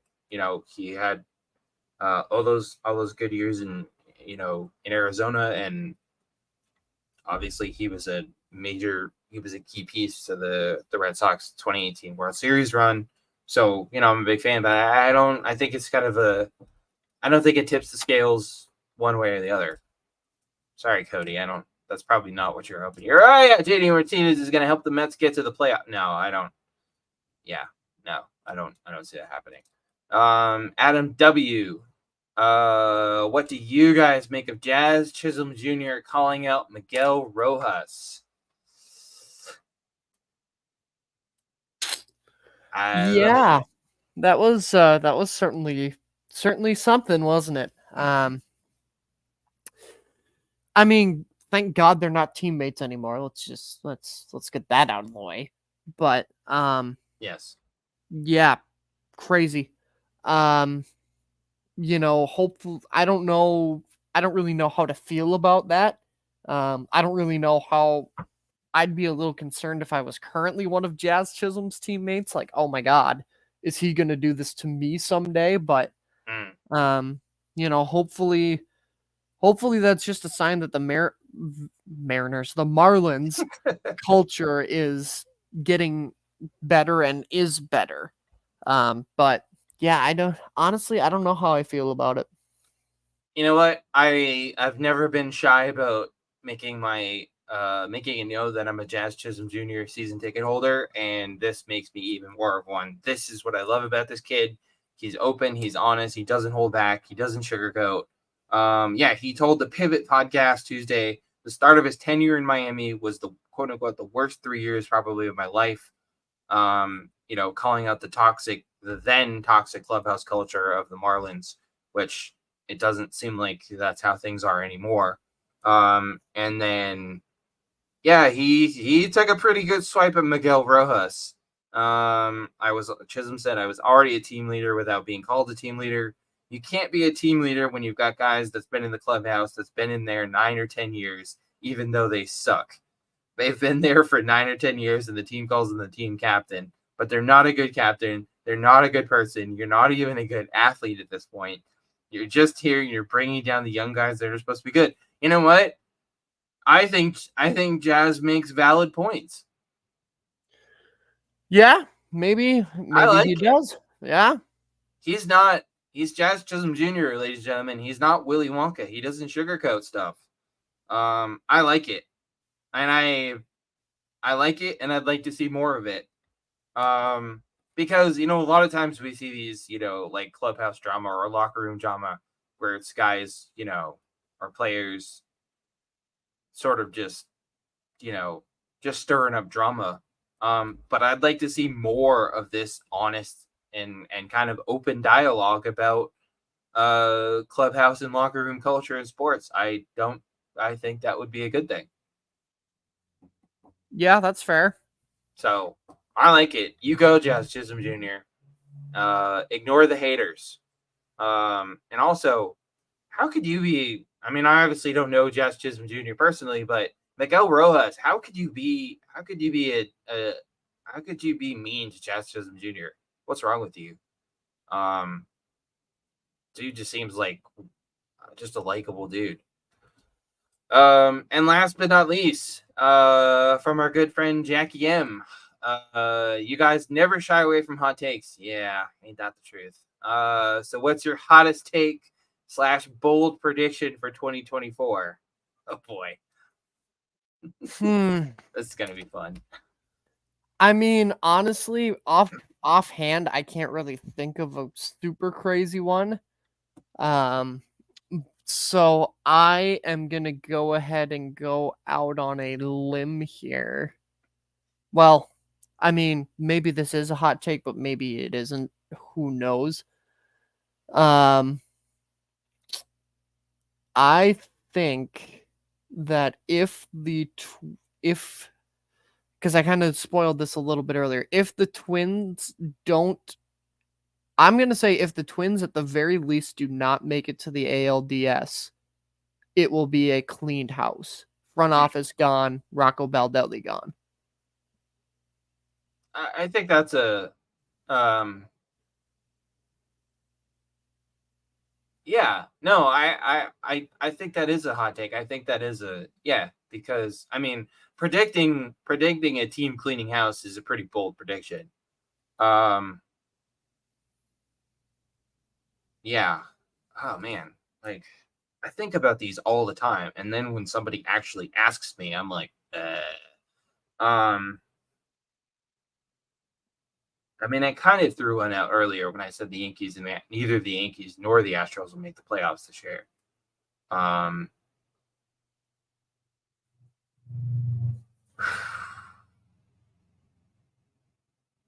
man.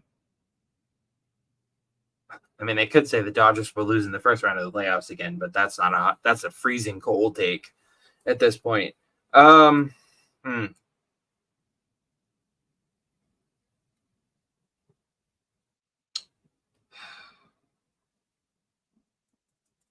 I'm just drawing a blank.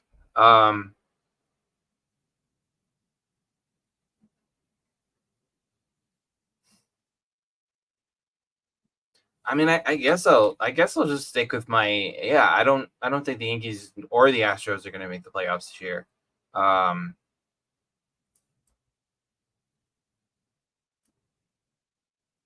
Oh, I do have one actually. Carson will appreciate this. If the Minnesota Twins stay healthy, and I'm talking about looking at you, Byron Buxton, Carlos Correa, and who's the third guy? We were just talking about them. Royce Lewis. Royce Lewis, yeah, him. If those three guys stay healthy and play a full season, and the rest of the Twins stay healthy, because I mean the Twins pitching staff is unbelievable. The Minnesota Twins, I could see the Minnesota Twins in the World Series this year. I like it. I really like that. I want that to be a cold take someday. Yeah, if they stay, I think, yeah, if they stay healthy, sure, I could absolutely see it. So there you go, Twins fans. Yeah, man. Somebody puts you on the spot like that, you're just like, I think about hot takes all the time. I mean, anyone who's read Two Strike Count know that I don't shy away from that. I guess I did throw out another one earlier, talking about the Tigers and how I thought the Tigers were a playoff team. Yeah. Yeah, I'm trying to think of. Sticking in the AL Central, another one that I just kind of. The Kansas City Royals could be this year's version of the D-backs. Yeah, I'd agree with that. They could go. I could see the Royals going on a run like the D-backs went on last year. Because the D-backs aren't sneaking up on anybody this year. All right, that's the mailbag. Thanks everybody for your messages. As always, again, drop us a line at eighth-inning-pod.com/mailbag or eighth-inning-stretch@gmail.com, and we just might read your message on an upcoming episode. Most watch games, we're not doing that yet. We already talked about all the games for opening day Thursday. One last thing.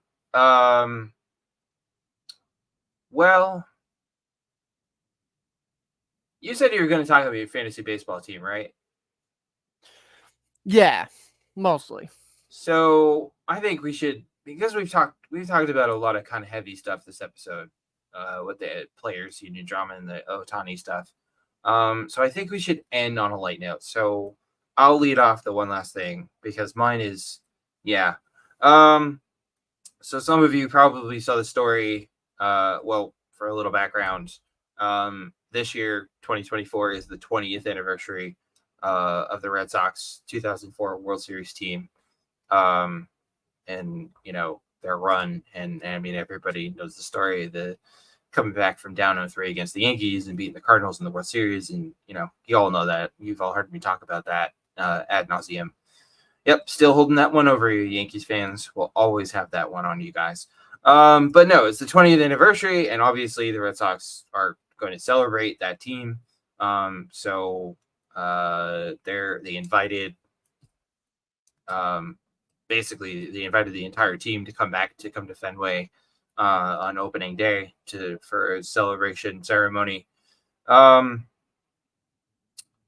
those invitees included Curt Schilling, who, again, all of you know, or anyone who's listened to the show with any regularity knows that I am not a fan of Curt Schilling for various reasons. But Curt Schilling reached a new low when he leaked, without the permission of the Wakefield family, when Tim Wakefield passed away. Schilling leaked, without permission from the family, that Tim's wife, Stacy, who we've also now lost to cancer, Schilling leaked that Stacy Wakefield was also battling cancer. Obviously, the reaction was very strong and very swift. People were extremely pissed at Curt Schilling, understandably, because he had no right whatsoever to divulge that very personal, very private information to anybody.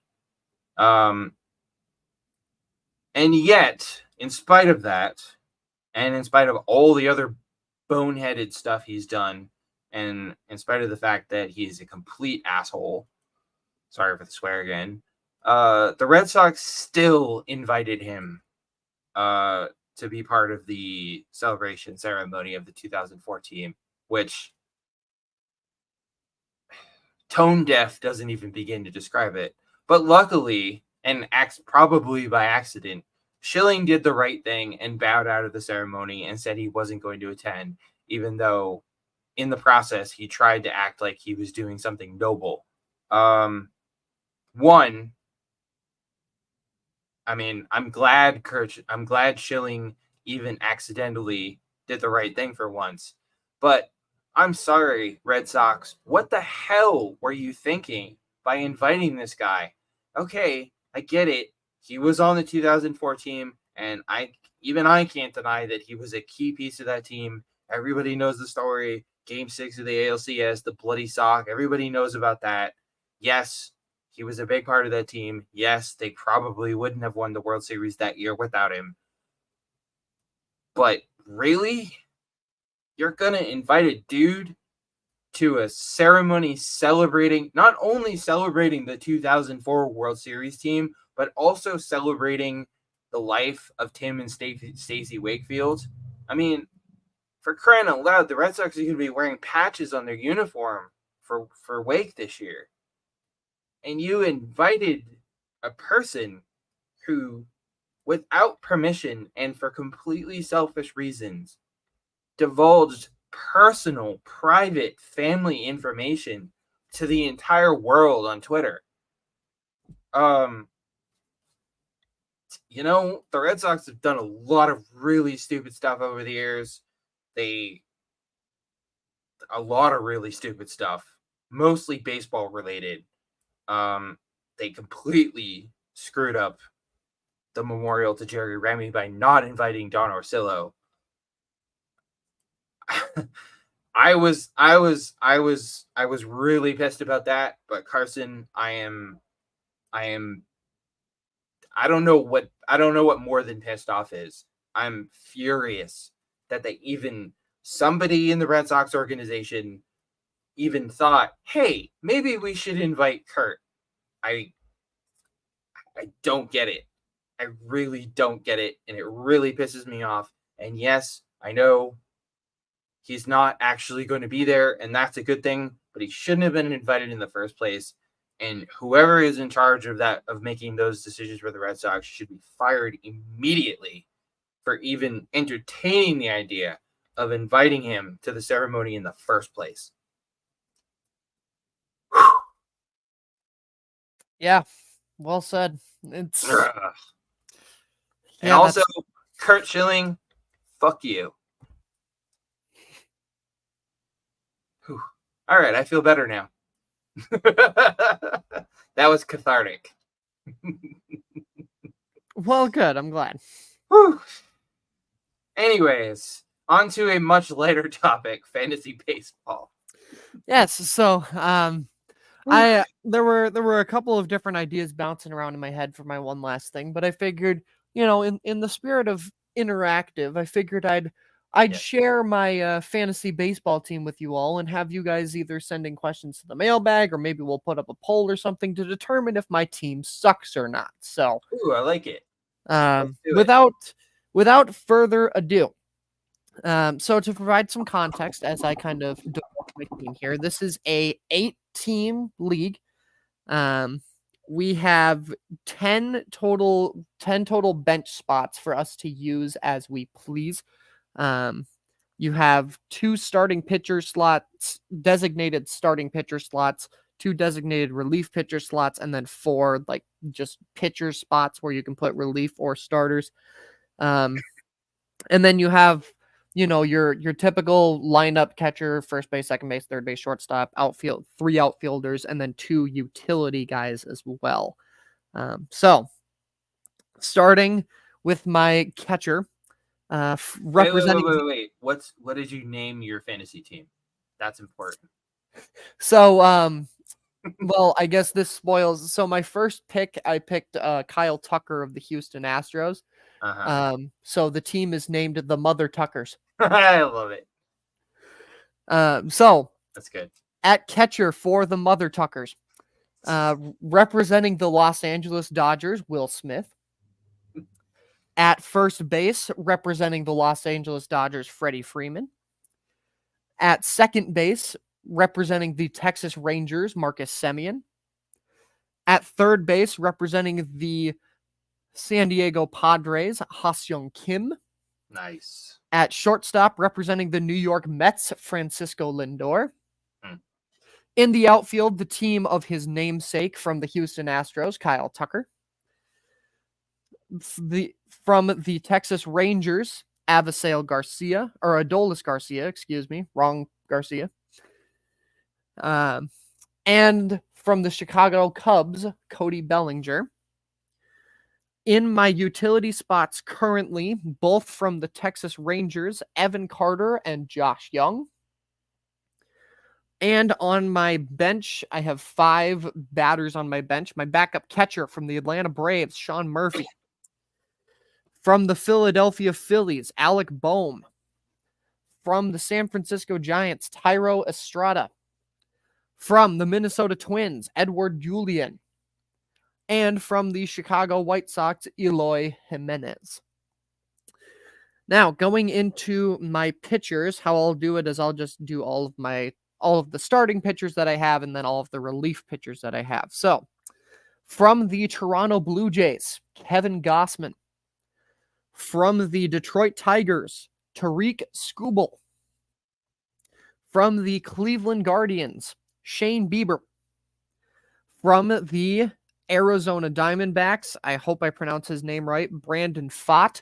Nice. From the Texas Rangers, Nathan Eovaldi. Hell yeah. From the Cincinnati Reds, Nick Lodolo. And from the Tampa Bay Rays, Ryan Pepio. Now for my relief pitchers, from the Cleveland Guardians, Emmanuel Clase. From the Atlanta Braves, Raisel Iglesias. From the Arizona Diamondbacks, Paul Sewald. Nice. From the Tampa Bay Rays, Pete Fairbanks. From the Chicago Cubs, Adbert Alzolay. And from the Detroit Tigers, Alex Lang. And that is, ladies and gentlemen, the Mother Tuckers. That is quite a team, my friend.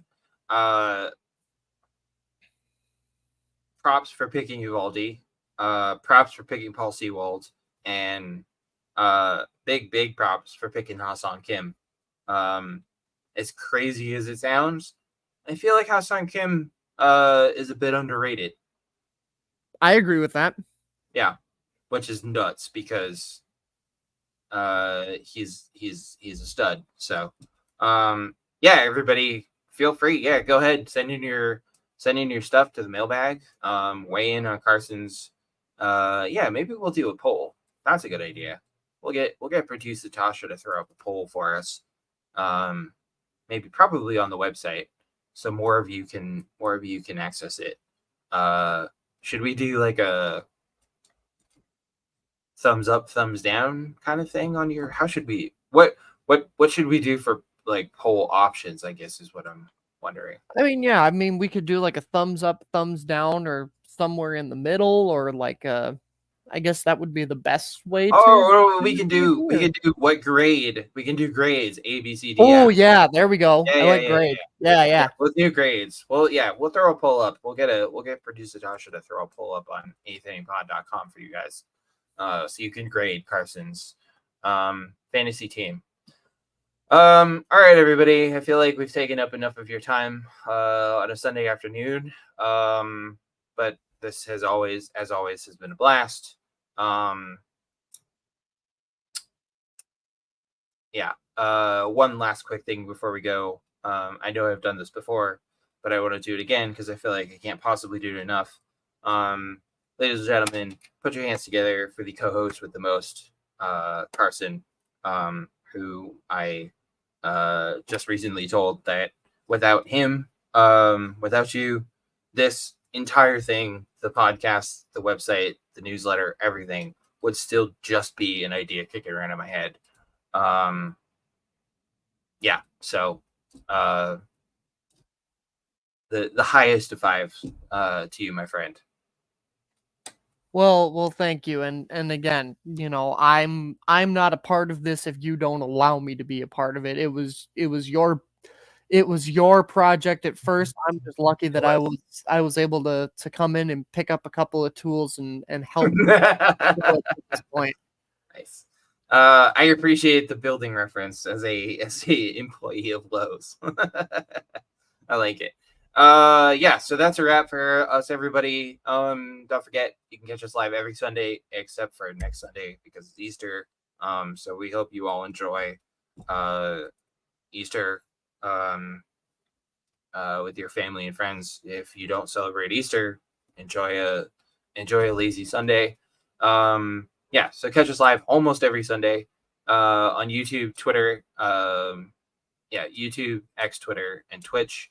And then Mondays on demand wherever you get your podcasts, and on all your favorite platforms at Linktree/EighthInningStretch.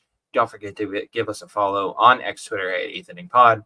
And for more, including our newsletter blog, Two Strike Count, which is, as we mentioned, going to be more newsletter-y and a little less bloggy moving forward, and to subscribe. Yeah, I need to rewrite this now.